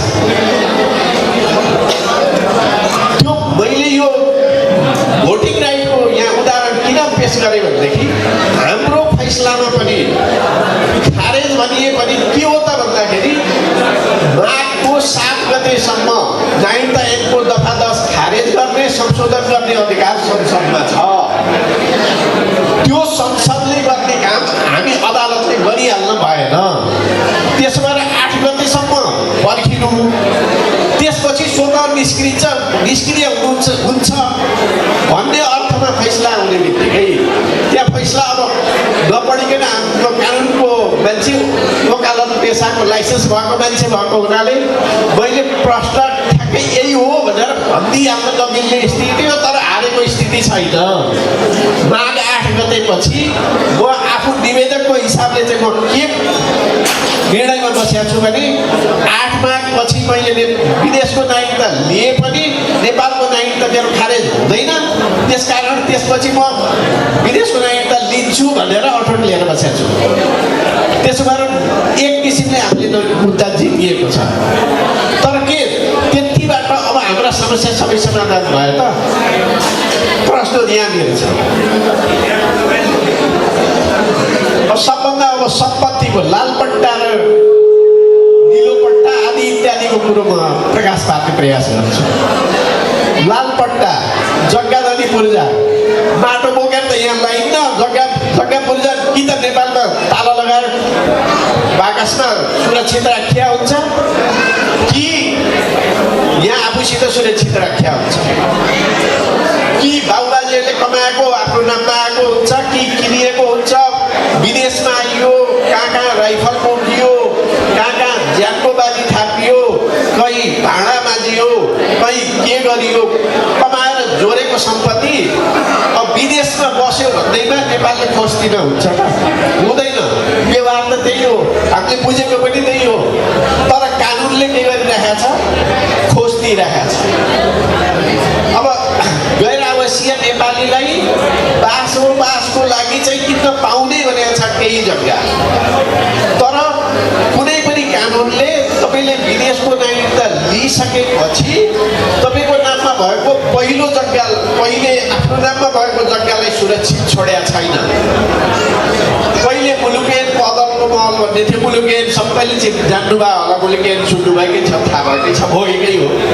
त्यसलाई अहिले प्रतिस्थापन गरेर त्यसको ठाउँमा अर्को ऐन आएको छ, मुलुकी देवानी संहिता 2074 भनेर। त्यसले पनि दफा 443 मा उही पहिले त्यो मुलुकेन भनेर चाहिँ पहिले मुलुकेन जङ्गबहादुर राणाले बनाउनु हो। त्यही कुरो पञ्चायती कालमा 2020 सालमा मुलुकेन आउँदा जस्ताको त्यस्तै साथमा त्यहाँ आयो। अहिले पनि सारमा कुरो सबै उस्तै, शब्दमा यताउता गोलमटोल पारेर खोप पायो भने लोकमा खाइदिने। अब यो ऐनले कसरी लोकमा खुवाएको छ त? विशेष चुरो कुरो चाहिँ त्यहाँ छ। यो ऐनले के भन्छ भनेदेखि दफा 432 ले कुनै विदेशीलाई आफ्नो सम्पत्ति बिक्री गर्न हुँदैन। सरकारको अनुमति भएकोमा क्याबिनेटले डिसिजन गरेर दियो भने त अलग कुरा भयो। त्यो त हाम्रो क्षमताको कुरो भएन, सर्वसाधारणको क्षमताको कुरो भएन। अब त्यो यदि कसैले विदेशीलाई सम्पत्ति दियो भने त्यो चाहिँ बदर हुन्छ भनेपछि अब विदेशको नागरिकता लिने बित्तिकै नेपालको नागरिकता खारेज हुने। अनि अब पहिले आफ्नो नाममा भएको जग्गा त विदेशी भइसकेपछि त त्यो हराउने भयो, किनभने दुईटा आइडेन्टिटी भयो त्यहाँ। पहिलेको गोविन्द बेलवासे यदि नेपाली नागरिक हुँदाखेरि नेपाली नागरिकको त्यो जग्गा बेलायत बस्ने, पिटरबरू बस्ने गोविन्द बेलवासे मेरो हो भन्दै जानु त मेरो आइडेन्टिटी पुगेन, तेरो जग्गै होइन भनिदिन्छ। त्यो हिसाबले त्यसमा हाम्रो हकै पुग्न जाँदैन। विदेशीलाई त्यो अधिकार हुँदैन। त्यो अधिकार के, त्यो जग्गा के हुन्छ त भन्ने विषयमा फेरि 443 ले भन्छ त्यो सरकार त्यस्तो सम्पत्ति सरकारको हुन्छ। थैले परे भए साउको हुन्छ, नभएदेखि त्यो सरकारको हुन्छ। अब यो विषय चाहिँ हामीले गरेको मुद्दाले पनि पुरै समाधान हुँदैन। मेरो हकमा मात्रै कुरा गऱ्यो भने त मैले अब माघ 8 पछि विदेशको नागरिकता लिन्छु, म नेपाली पनि भइराखेपछि मलाई त्यो समस्या पर्दैन।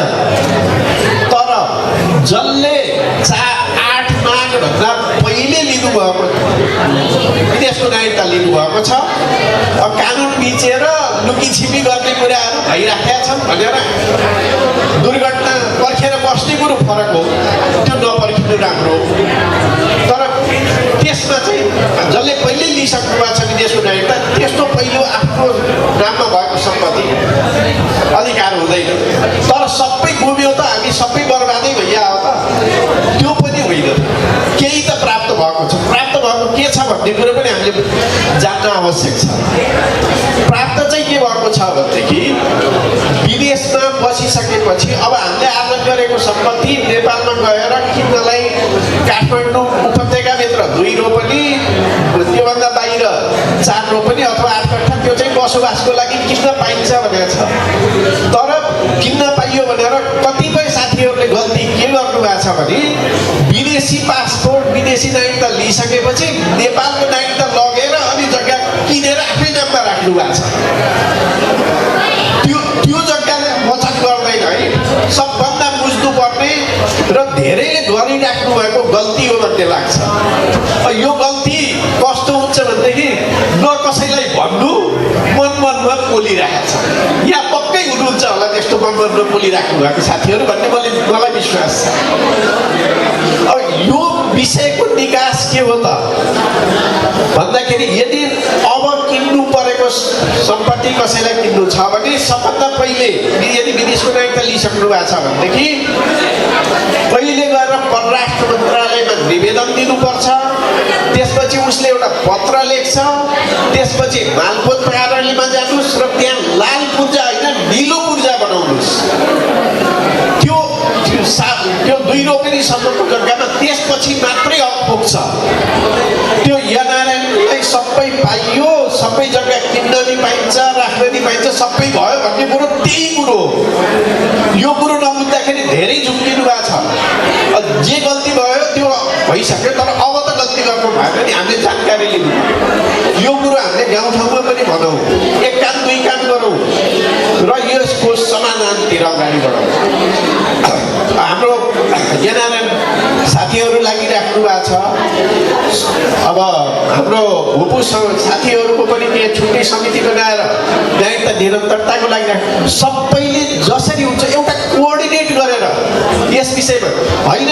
मैले एउटा मलाई अलिकति चित्त नबुझेको कुरो यहाँ पोखिहाल्छु है, उसलाई कसैलाई आरोप लगाउन दोष लगाउन होइन, किनभने यो कोअर्डिनेट नभएर छुट्टा छुट्टै म अगाडि बढ्छु है भनेर दौडिया जस्तो देख्छु है मैले। मेरो चस्माको पावर फरक भयो कि मलाई थाहा छैन, त्यो भन्दाखेरि कसैले जानकारी गराउनु होला, म फेरि आँखा जस्तो ठाउँमा गएर पावर फेरुला। तर मेरो चस्माबाट मैले देखेको त्यही हो। साथीहरू कोअर्डिनेट गरेर हो, सबैका छुट्टा छुट्टै भूमिका हुन्छ, तर ती भूमिकाहरू कोअर्डिनेट त गर्नु पर्यो नि। ओ संसदले ऐन बनाउने हो, संसदसँग पुग्नलाई कोअर्डिनेट त हुनु पर्यो नि। कतिपय हाम्रा गाउँबाट हाम्रा सांसदहरूलाई पुर्याउन सक्ने म्यासेजहरू छन्, ती म्यासेजहरू पुर्याउनलाई हाम्रो चन्द्र गुरुङज्यूहरूले पहल गरिराख्नु भएको छ, ज्ञापन पत्र बनाएर व्यक्तिहरूलाई दिइराख्नु भएको छ। यो पनि एउटा पहल हो, तर कोअर्डिनेट हुनु पर्यो यो बिचमा। कोअर्डिनेट नगरिकन छुट्टा छुट्टै गएर यहाँ त्यो व्यक्तिले अथवा एउटा समूहले जित्ला, तर सबै हामी नेपालीले जित्नको लागि सबैले कोअर्डिनेट गर्नुपर्छ भन्ने मेरो गुनासो हो। यसमा मेरो तर्क गलत हो भनेदेखि मैले माफ पाऊँ।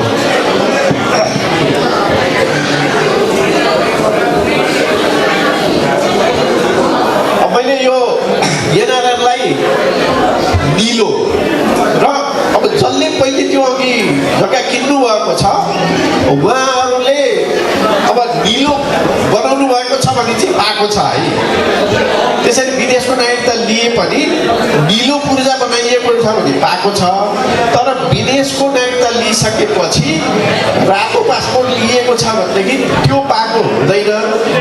त्यसकारण त्यस विषयमा चाहिँ अब थुप्रैले चोर बाटोबाट अब त्यो कसले थाहा पाउँछ र अब त्यहाँ गएर मालमत्ता तैँले विदेशी पासपोर्ट ल्याछस् कि छैनस् भनेर खोज तलास गर्दैन, त्यो हिसाबले गर्दै हुनुहुन्छ। तर म कानुनको विद्यार्थी वकिल भएको नाताले कानुन मिथ्युस चाहिँ गर्न मिल्दैन है। र अब फैसला आइसकेपछि 2008 माघको 2075 को माघ आउँदैछ, त्यसपछि चाहिँ संसदले त्यस विषयमा केही गरेन भनेदेखि त्यो बाजिएको कानुनहरू स्वतः अमान्य हुनेछ भनेर धारा 1 ले संविधानको सुरुवातको नम्बर त्यो प्रस्तावनापछि सुरुमा लेखिएको वाक्य नै के छ त भन्दाखेरि संविधानसँग बाजिएको कानुन बाजिएको हदसम्म अमान्य हुनेछ। संविधानको सुरुवातै त्यहीबाट भएको छ।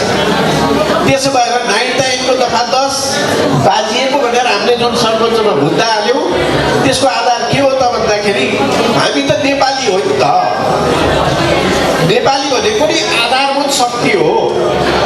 सरकार बन्ने हुने सार्वभौम सत्ता सम्पन्न नागरिक भएपछि व्यक्तिको अधिकार एउटा समूहले, संसद भनेर त 5 वर्षको लागि एउटा समूह चुनिएर जाने हो नि त, त्यो समूहले त्यसरी खोज्न पाउँदैन। त्यो खोजिदियो भनेदेखि त सार्वभौम सत्ता सम्पन्न जनता भनेको अर्थ के भयो? भएन भन्ने आधारमै सर्वोच्चमा हामीले मुद्दा हालेको हुनाले त्यसो भएर फैसला आएपछि हामी यहाँहरूलाई फैसलामा यो लेखिएको छ, ब्ल्याक एन्ड व्हाइट भयो। अब पहिले गरेका गल्तीहरू यसरी चाहिँ उपाय छन् है भनेर त्यतिखेर बताउने प्रयास गर्नेछौँ। त्यसो भएर अब यहाँ थुप्रै जिज्ञासा होला यस सम्बन्धमा। यहाँ थुप्रै जिज्ञासा पक्कै छन्, व्यक्तिविशेष फरक फरक परिस्थितिहरू होला। समस्या कहाँनिर छ भनेदेखि कसैले उजुर हालिदियो भने यो विदेशको नागरिक हो, यसले चाहिँ नेपालमा जग्गा जोडेको छ, यसको नाममा सम्पत्ति छ भनेर उजुर हालिदियो भनेदेखि खोज तलास गरेर 1-2टा मुद्दाहरू परेका छन्, बदर पनि भएका छन्। तर खोजी खोजी अहिलेसम्म चाहिँ गरिएको छैन। त्यो खोजी खोजी कसैलाई समातेर खारेज गरिएको स्थिति छैन। तर त्यो भन्नुको अर्थ भोलि सधैँ यस्तै स्थिति रहन्छ भन्ने चाहिँ छैन। हामीले लालबाबु पण्डित भन्ने नेताका कुराहरू धेरै सुनेका छौँ। युट्युबतिर निकै चर्की चर्को गरेर बोलिराख्नु भएको हुन्छ र त्यो सुनेर थुप्रै साथीहरूले डराएर मलाई फोन गर्नुभएको पनि छ। होइन अब सम्पत्ति हाम्रो सबै जाने भयो क्या। मैले भन्ने गरेको के छु भने त्यो सम्पत्ति त लालबाबु पण्डितले अब लैजाने होइन, पहिलेको कानुनले लगिसकेका छ। लालबाबु पण्डितले त अब कानुन बनाएर विदेशमा भएकाको सम्पत्ति लैजान्छु भन्नुभएको छ। तर त्यो सम्पत्ति त कानुनले यो मुलुके पहिलेको मुलुके र अहिलेको यो देवानी संहिताले अलरेडी लगिसकेका छ। अनि कतिपय साथीले मलाई एउटा अर्को प्रश्न गर्नुभएको छ। त्यो प्रश्न पनि कति हुन्छ?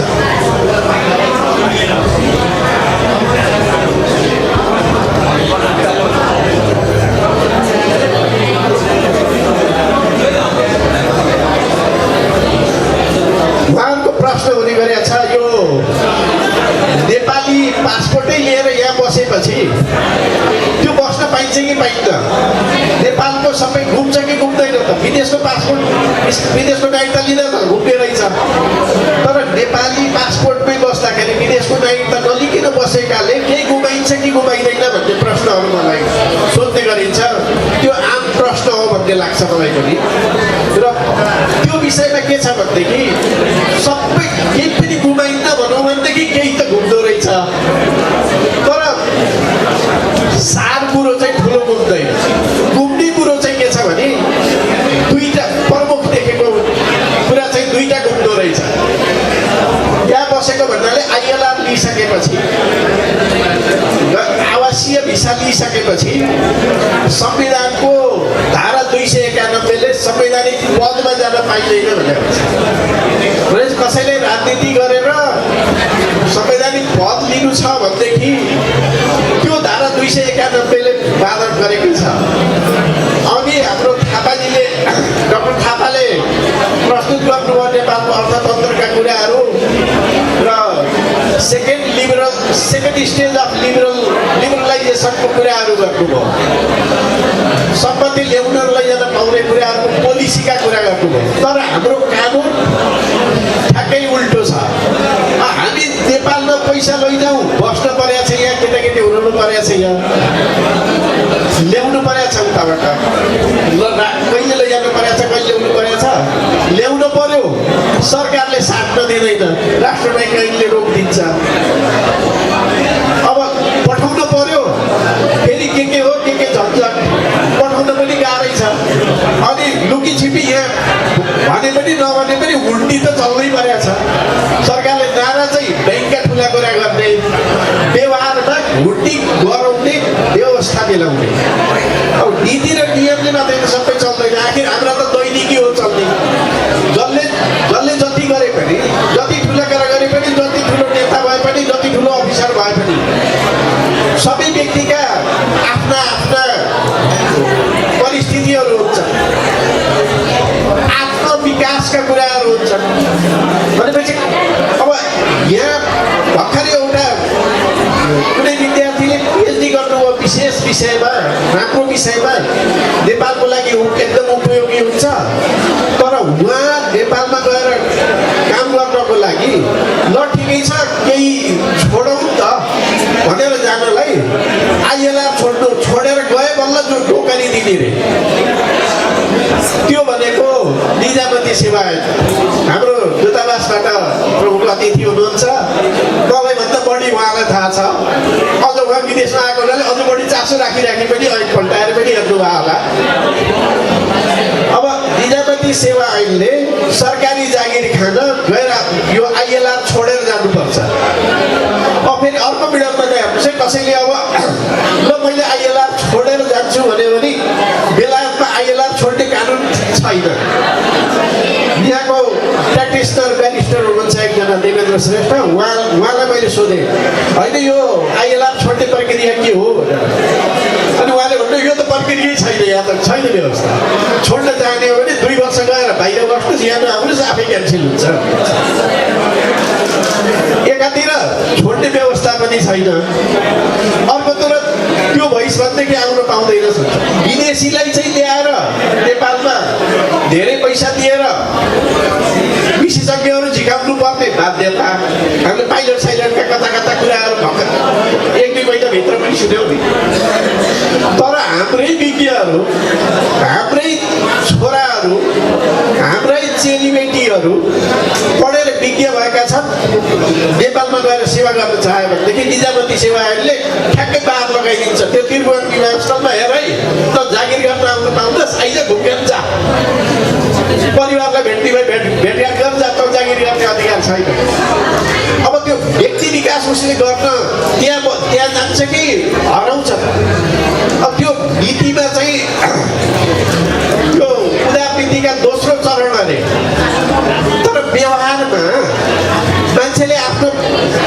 व्यक्तित्व विकास हेर्ने कि नहेर्ने हाम्रो डाक्टर साहब त्यहाँ हुनुहुन्छ यस विषयमा उहाँ विज्ञ हुनुहुन्छ मान्छेहरूले व्यक्तित्व विकास नगरिकन आफ्नो भविष्य सुरक्षित नगरिकन रिस्क उठाएर आफ्नो त ल छोडेर जाला बालबच्चा हुन्छ बाबुआमा हुन्छ उनीहरूको परिस्थिति के हेर्ने त्यो नगरिकन कसरी हुन्छ यो कुरो हामीले नेताहरूलाई बुझाउन त सकिन्छ जस्तो लाग्दैन तर हरेस खान भएन बाध्यता हाम्रो के छ भने यो हरेस खान चाहिँ भएन यो कुरालाई हामीले कसरी यसलाई सम्प्रेषण गर्ने हाम्रा मिडियाका साथीहरूले पनि सहयोग गर्नु पर्यो यो सम्प्रेषण गर्ने विषयमा र यी सबै समस्याहरूलाई एकजुट भएर यसलाई योजनाबद्ध रूपले कोअर्डिनेट गरेर राजनीतिक हिसाबले सांस्कृतिक हिसाबले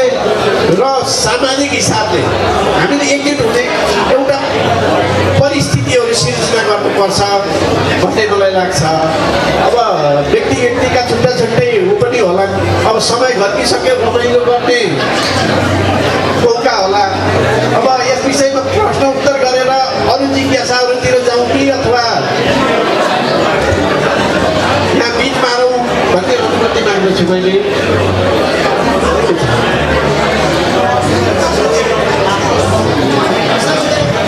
अहिले समयको निकै हजुरहरूको केही छोटो केही छ भने हात उठाएर राख्नु होला होइन भने हामी कार्यक्रम अगाडि बढाउँछौँ ठिकै छ यसो गरौँ यस सम्बन्धमा कानुनको नागरिकताको विषयमा प्रश्नहरू पछि टिपेर राख्नुहोस् र भएका जिज्ञासाहरू पछि समय बचाएर केही भयो भनेदेखि त्यसमा छलफल गरौँला किनभने एउटा असान्दर्भिक हुन सक्छ अर्कोको प्रश्न अर्कोलाई असान्दर्भिक हुन सक्छ मलाई लाग्छ समग्रमा उठ्दै गरेका मैले सुन्दै गरेका प्रश्नहरूको सामान्य लेखाजोखा गरेका छु अब यस विषयमा त मुद्दा किन गर्नु पर्यो कहाँ पुग्यो के भयो कस्तो परिस्थिति भयो भन्ने त मैले अब किताबै लेखेको छु यहाँ व्याख्या गरेर साध्यै हुने भएन 200 पेजको किताब छ यहाँहरूले त्यसमा जिज्ञासा राख्नुहुन्छ भनेदेखि उपलब्ध छ त्यसलाई पनि म प्रस्तुत गरौँला यति भन्दै मलाई 2 शब्द यहाँ राख्ने कुरा गर्ने मौका दिनुभएकोमा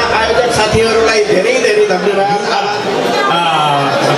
युवा प्रतिभा युवाहरूको भोइस अहिलेको यो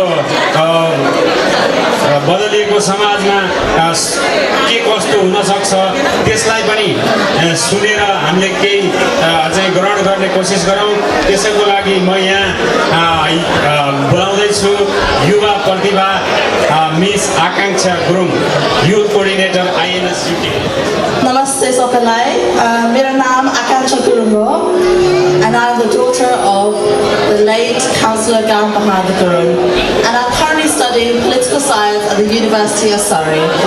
Today I will be talking about the matter of dual citizenship, Nagrita. Children of Nepal by birth but not by law. That is the situation many of us here today face when we think about our motherland, Nepal. Though we may have been born in Nepal, though we may speak in the mother tongue, and some of us here have even spent some of our whole lives in Nepal, we cannot feel part of Nepal fully as the current law restricts us. We are part of a wider international group called the Non-Residential Nepalese, or otherwise known as the RRN group. Current Nepali nationality law does not allow dual citizenships, meaning that when we immigrate to other parts of the world and become citizens of many other countries, we cannot retain our Nepalese citizenship as well. So, if we become a British citizenship, we can no longer be a Nepali citizen too. To be part of our new country, to be part of the new culture and our new lives, we are asked to sacrifice our roots, our heritage, and our home country, and this is unjust. The law which restricts our current Nepalese citizenship originates from the Constitution of Nepal. But I argue that this is an outdated and restrictive way of governing our laws, our current laws and future laws, and the Nepali government must recognize this. Nepalese have always moved around the world and immigrated to other countries. Especially in the last few decades, the Nepali population have moved far and wide across the globe.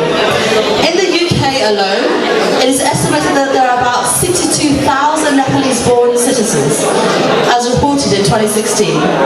And I stand here today talking on behalf of Nepalese youth, because we're the ones who have spent most of our lives away from Nepal. We are the immigration generation, but we still want to be part of Nepal. For the non-residential Nepalese who live in countries all over the world, the fight for dual citizenship is an uphill battle, and a demand we have been asking for nearly 10 years now. Yes, there have been some progress. We have some economic rights now, but we still lack political rights and the symbolism that a dual citizenship would provide. So why are we fighting so hard for dual citizenship? Well, the biggest reason, of course, is that dual citizenship would be a huge benefit to our country and to our economy.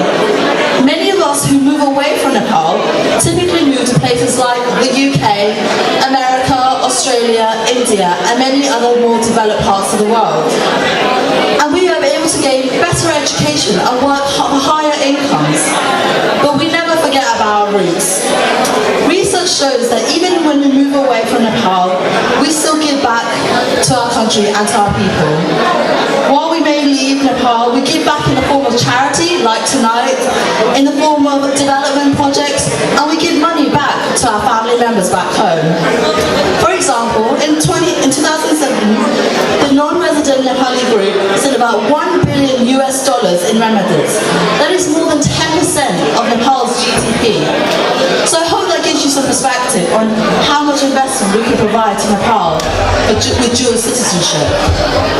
As we have seen in our neighbouring country, India, they have benefited a lot from non-resident Indians who have moved to other countries but contributed back so much to business, economy and education. The government of India recognises and now they grant nationality dual rights. Nepal can have the same future too if we work towards this goal. And more significantly, we have an emotional, a cultural and spiritual attachment to our motherland. And this goes beyond Nepal every few years when we go back, or the colour of our skin. We want to be Nepali in law as well. We don't want to go back to Nepal feeling alien or like a stranger in the country that we want to call home. We want to shape Nepal's government. We want to shape Nepal's future and bring in new ideas like democracy and causes that are close to our hearts like women's rights. I hope today I've been able to inform you and give you the youth perspective on why dual citizenship is something we need to fight for. We need to fight for ourselves and for the future generations. Thank you.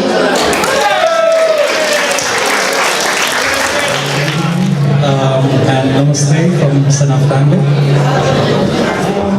What we're going to do today is we're going to introduce to you about Sanapt and the investment opportunity which we're going to offer today. Basically, let's start with my introduction first. My name is Vishal Birun. I'm an engineer for an American company. My profession question lies on data protection and security. Good evening, everyone, and thank you very much for inviting us on a lovely occasion today. We Stand Up Group are really happy and we're really proud to come and represent the Nepalese community here. My name is Vivek Guru. I'm a qualified accountant, a senior accountant. I do management accountancy. I've been doing that for 7-8 years. I work in leisure sector. I've been working there for nearly 8 years. My name is Farouk. Namaskar. Namaskar, everyone. Hi, good. We are very, very, very, very, very grateful for the opportunity to present Stand Up to you. Just a bit about myself. My name is Farouk. I am a software developer, write code. I've been working in software for about 15 years now. I've worked for mostly for American banks, Goldman Sachs, JP Morgan, Morgan Stanley, and I'm currently consulting for BEP. So what we want to do is we want to come up with a revolution in the energy market. We want to change how the energy market operates.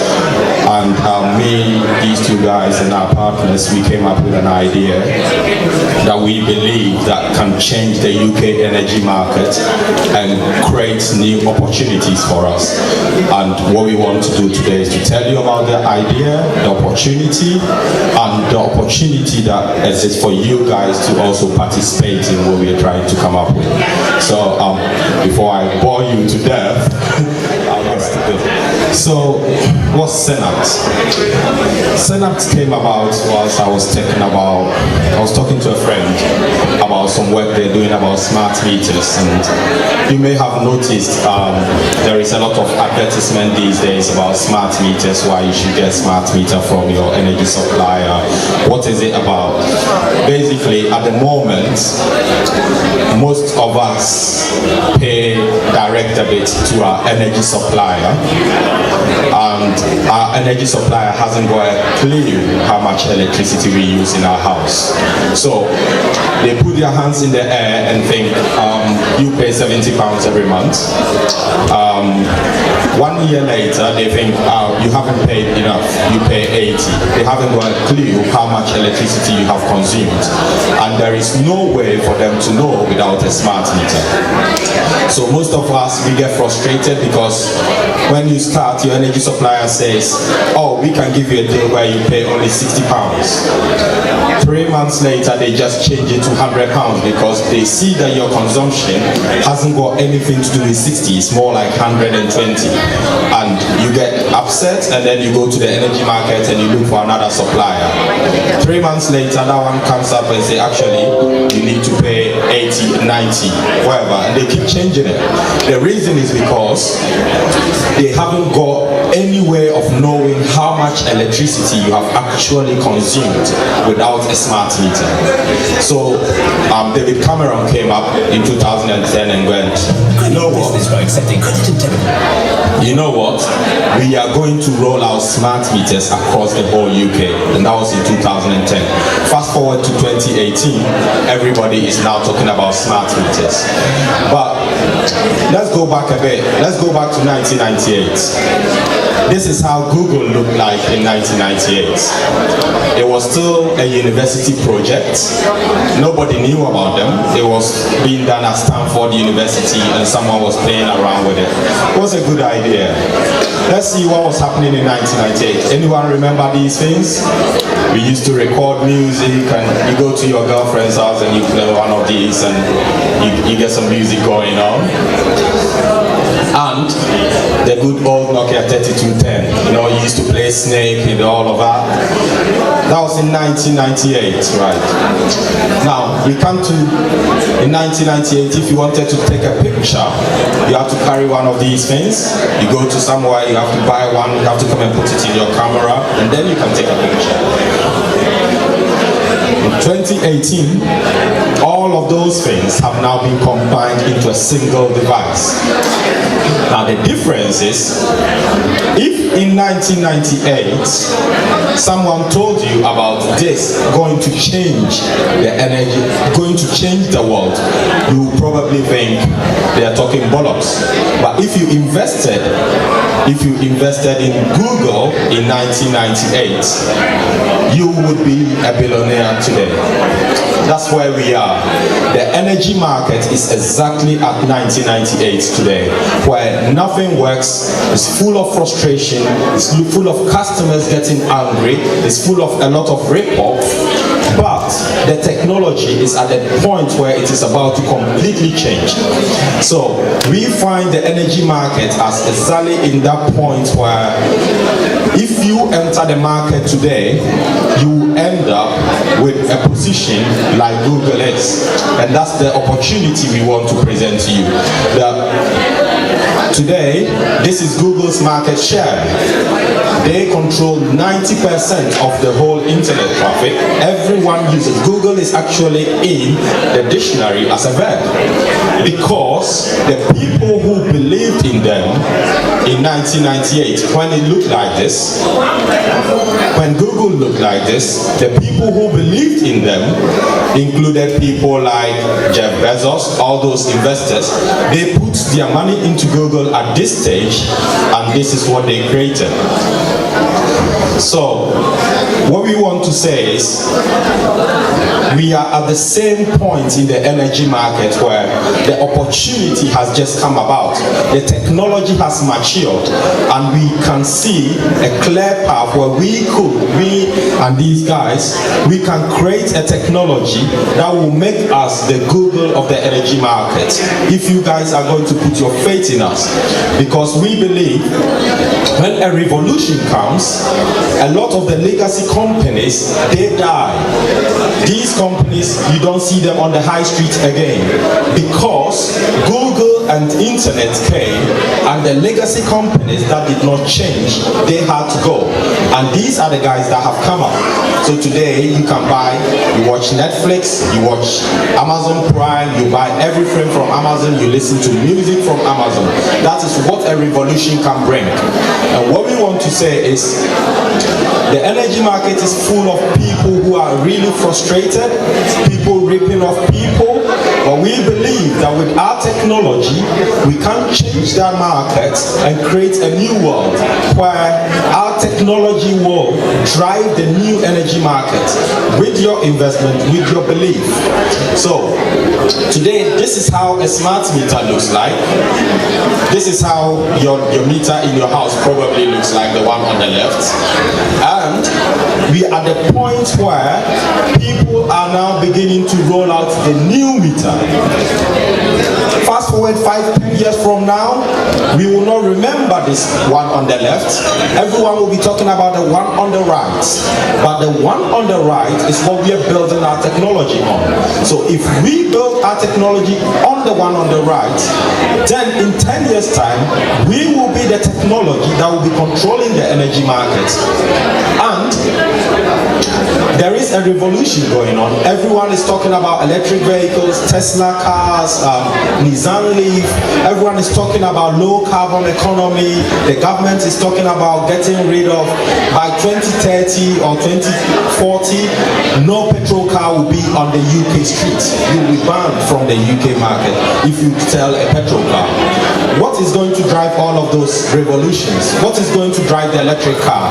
It's going to be the same electricity that we are building our platform on. So if we make 1 penny today by selling electricity to light up a house, tomorrow when the whole UK is riding on electric cars, it will still be our technology that will be powering that revolution.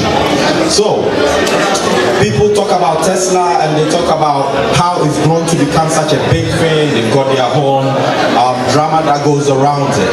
But the whole point is there is a revolution going on. Just like there was a revolution in 1998 when Google was happening, there is a revolution in the energy market today. Everything is changing. The price of solar panels, for example, has fallen from $76 to less than 30 cents in that time. So very soon you should be able to put solar panels on your roof and not import electricity from the grid. All this revolution means that the way we live our lives is going to change, because if the government wants us to have a low carbon economy, then the technology that is needed has to go with it, and we want to create that platform that will give that opportunity to us, all the people here, to say, if you invest in us, if you put your faith in us, and we build this platform that is going to be the future of the energy market, you are not going to walk away feeling sad. Just like the people who invested in Google. Somebody was just telling me somebody was a cleaner at Google when they started, and they didn't have money to pay him. So they said, you know what, we give you some shares. That person retired as a millionaire, just a cleaner, because they put their faith in a revolution. Today, we are all living off the grid, but it's not very difficult to imagine using your own electricity from the grid. You use your own electricity from your roof, you charge your car with it, and you use it to power your house. And it's only when the sun is not on that you have to buy electricity from the grid. That is where the market is going today. So, what we want to do is to build the most innovative energy market platform. The market platforms that they have today are all legacy. Most of them were built in 1998. They were built with these meters in mind. Most of the technology in the energy market was built with these meters in mind. What we want to build is with this, so that we can have the most innovative energy market platform where we drive it with excellence, and we also look for the opportunities that are in the market.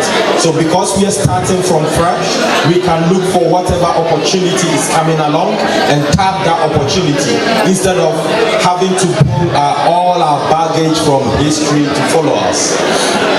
So in the effect, what we want to say is, with you on our side, we can make energy cheaper, we can create a revolution in the energy market, and at the end, we are all going to go home feeling happy in our pockets, because we are going to create a transformation that will multiply our shareholder value and create a revolution. Everyone is going to live happily, and we are going to make a good return. If our price is £1 today, I can imagine it could easily be £20 tomorrow or the day after.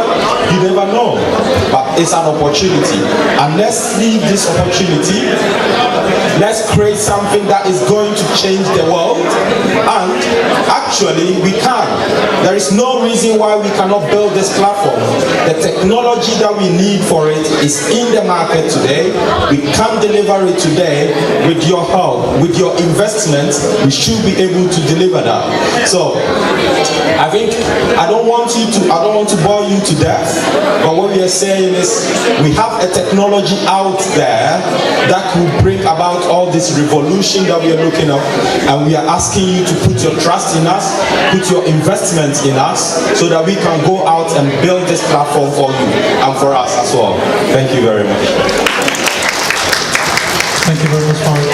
Farukले भने जस्तै energy मार्केटमा चाहिँ revolution ल्याउनको लागि हामीले company setup form गरेको थियो। यो सफ्टवेयर जुन चाहिँ हामीले प्रड्युस गरिरहेको छ, त्यसले गर्दाखेरि चाहिँ तपाईँको एनर्जी सप्लायरहरूले सस्तोमा एनर्जी दिन सक्ने चान्स भएको हुनाले गर्दा at the end of the day तपाईँ जस्तो एन्ड युजर्स र म जस्तो एन्ड युजर्सहरूले चाहिँ सस्तोमा एनर्जी दिन पाउनेछ। त्यसको माथि नभएर we are looking towards future. अनि लुकिङ टुवर्ड्स फ्युचर भन्नाले के भन्न खोजेको भने, तपाईँको घरमा सोलर प्यानल ब्याट्रीहरू हाल्न सके, तपाईँको ब्याट्रीहरू अब जस्तै अफ पिक आवर के अरे अफ पिक आवरमा चार्ज हुने, अनि तपाईँको अन पिक आवरमा चाहिँ घर चाहिँ ब्याट्रीबाट रन हुने। त्यो गर्दाखेरि तपाईँहरूले चाहिँ सकेसम्म पैसा सेभ गर्न सक्ने।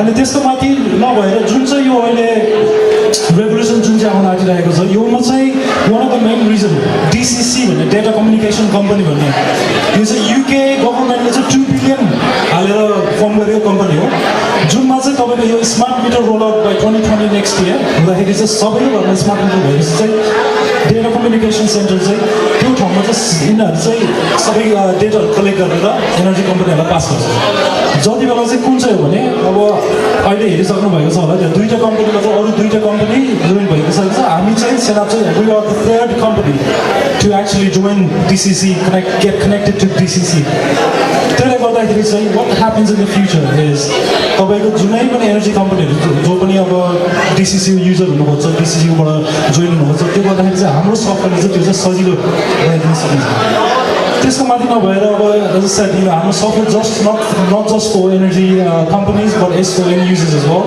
वेल तपाईँहरूले अब आफ्नो एनर्जी कसरी चलाउनुहुन्छ घरमा सबै हेर्न सक्नुहुन्छ तर यो हाम्रो सफ्टवेयर जुन चाहिँ हामीले बिल्ड गरिराखेको छ यो चाहिँ इट्स नेक्स्ट जेनेरेसन भन्नाले तपाईँको लेगेसी सिस्टमहरू अहिले जुन चाहिँ मार्केटमा छ तिनीहरू भन्दा obviously lot better what we offer.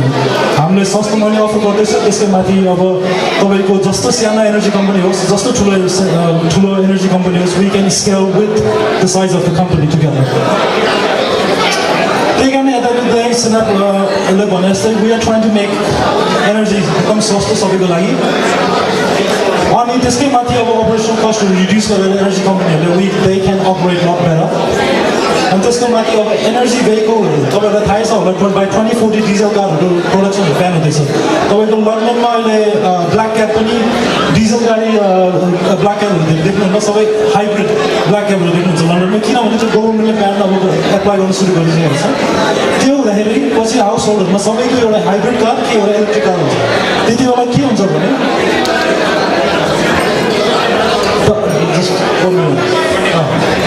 के हुन्छ भने त्यति बेला चाहिँ तपाईँहरू इलेक्ट्रिक कार हुँदाखेरि तपाईँहरूको लागि डिफ्रेन्ट टाइपको इलेक्ट्रिक भेहिकल्स अनि अब लास्टमा अब अहिले हाम्रो प्रोडक्ट कता गइरहेको छ भन्दाखेरि अहिले हामी फेज 3 मा छौँ जुन चाहिँ अहिले अतिथि महानुभावहरू हल्ला नगरिदिनुहोस् है प्लिज यो एकदम महत्त्वपूर्ण कुरा छ छिट्टै सकिँदैछ अब धेरै छैन होला माफ गरिदिनु होला 2-3 मिनटमा चाहिँ कम्प्लिट हुन्छ यो अहिले हाम्रो प्रोडक्ट चाहिँ अहिले फेज 3 मा डेभलप भइसकेको छ अब फेज 4 र 5 मा जानको लागि चाहिँ हामीसँग अहिले चाहिँ रेभेन्यू छैन अब अहिलेसम्म 2 वर्षको लागि हामीले यो कम्पनी रन गरेको 2 इयर्स भइसक्यो अहिले चाहिँ यो चाहिँ अहिलेसम्म हाम्रो आफ्नै पकेटबाट रन गरिरहेको थियो तर अहिले हामी यस्तो फेजमा आइसकेको छ कि we need velocity we need to finish this product by 2020 or 2019 at the end of 2019 त्यसले गर्दाखेरि चाहिँ हामीलाई फन्डिङ पुगेको छैन जुन चाहिँ हामीले अब फुल टाइम इम्प्लोइहरू राखेर हुन्छ कि अब आफ्नो डेभलपमेन्ट कस्टहरू राखेर हुन्छ कि त्यसको लागि हामीसँग फन्डिङ पुगिरहेको छैन हामीले लास्ट सन्डे चाहिँ ओलिडाइने फन्डमा चाहिँ हामीले इन्भेस्टर इभेन्ट राखेको थियो त्यो इन्भेस्टर इभेन्ट राख्ने बेलामा चाहिँ हामीले we are asking for 400K for 18% हामीले चाहिँ 300K जति उठाउन सक्यो तर we are that's why today चाहिँ हामी one of the main reason हामी आएको चाहिँ हामीले 100K उठाउनु बाँकी 100K उठाउनुको लागि हो हाम्रो अघि नै भनिसक्यो होला टिमहरूकोमा तर यो नै अहिले हाम्रो चाहिँ टिमहरू यही हो अब तपाईँले देखिराख्नुभएको छ होला त्यहाँ कुनै कुनै चाहिँ अब one of the main important पर्सनहरू हेर्न चाहनुहुन्छ भने डर्क लेमरम्यान भन्छ ऊ चाहिँ स्विजरल्यान्डबाट हो he has got experience of 30 years in software development ऊ अब ठुल्ठुलो कम्पनीहरू एयरबस बोइङ जस्तो ठुल्ठुलोसँग कन्ट्र्याक्ट पनि गरेको मान्छे हो अहिले डर्क चाहिँ हाम्रो he is the second full time employee in सेनाप फर्स्ट हाम्रो फुल टाइम इम्प्लोइ चाहिँ प्रज्ञा लम्साल भन्ने दिदी हुनुहुन्छ उहाँ दिदी चाहिँ आइबिएममा काम गर्नुहुन्थ्यो अहिले दिदी चाहिँ आइबिएम छाडेर हाम्रो कम्पनीमा फुल टाइम काम गर्दै हुनुहुन्छ त्यही कारणले गर्दाखेरि हाम्रो जुन चाहिँ प्रडक्टको जुन चाहिँ बेस छ जुन चाहिँ अब फारुक जस्तो अब मान्छे छ डेभलपर अरू डर्क प्रज्ञा जस्तो अनि अरू बाँकी टिमहरू जुन चाहिँ सपोर्ट गरेर बनाइरहेको छ त्यसले गर्दाखेरि हाम्रो बेस राम्रो छ जुन चाहिँ हामीले सफ्टवेयर भिजन देखिरहेको छ त्यो पनि ठुलो छ त्यसलाई साथ दिनको लागि चाहिँ हामीले मैले भने अघि नै हामीले we are looking for 400K for 18% तर हामीले लास्ट सन्डे चाहिँ वी हेभ अलरेडी रेज 300 त्यसले गर्दाखेरि हामीसँग अब 100K मात्रै उठाउन बाँकी रहेको छ we are sitting in table number 8 तपाईँहरूसँग केही क्वेसन छ भने तपाईँहरूलाई अब इन्भेस्टमेन्टको इच्छा छ भने प्लिज हामीलाई टेबल नम्बर 8 मा आएर भेट्नु होला तर हामीले भने जस्तै please help deliver this right so DCC चाहिँ हामी one of the second third person company to join DCC भन्ने इन्फ्रास्ट्रक्चर चाहिँ के हुन्छ भने अब अरू विदेशहरूमा के हेरिरहेको छ यो like one of the example जापानले हेरिरहेको छ the good thing about this is if we can achieve success in UK we can easily achieve on other countries भन्नु खोजेको अब हामी यदि युकेमा हामी सक्सेसफुल हुन सक्यो भने हामी अरू देश विदेशमा गएर पनि इजिली सक्सेस हुन सजिलो छ किनभने they are using the same platform they are using the same infrastructure त्यही कारणले गर्दाखेरि यो हामीलाई सोल्युसन चाहिँ मार्केटमा फरवर्ड ल्याउनको लागि अनि हामीसँग भिजन सेयर गर्नको लागि प्लिज मैले भने जस्तै हामी टेबल हेडमा हुन्छौँ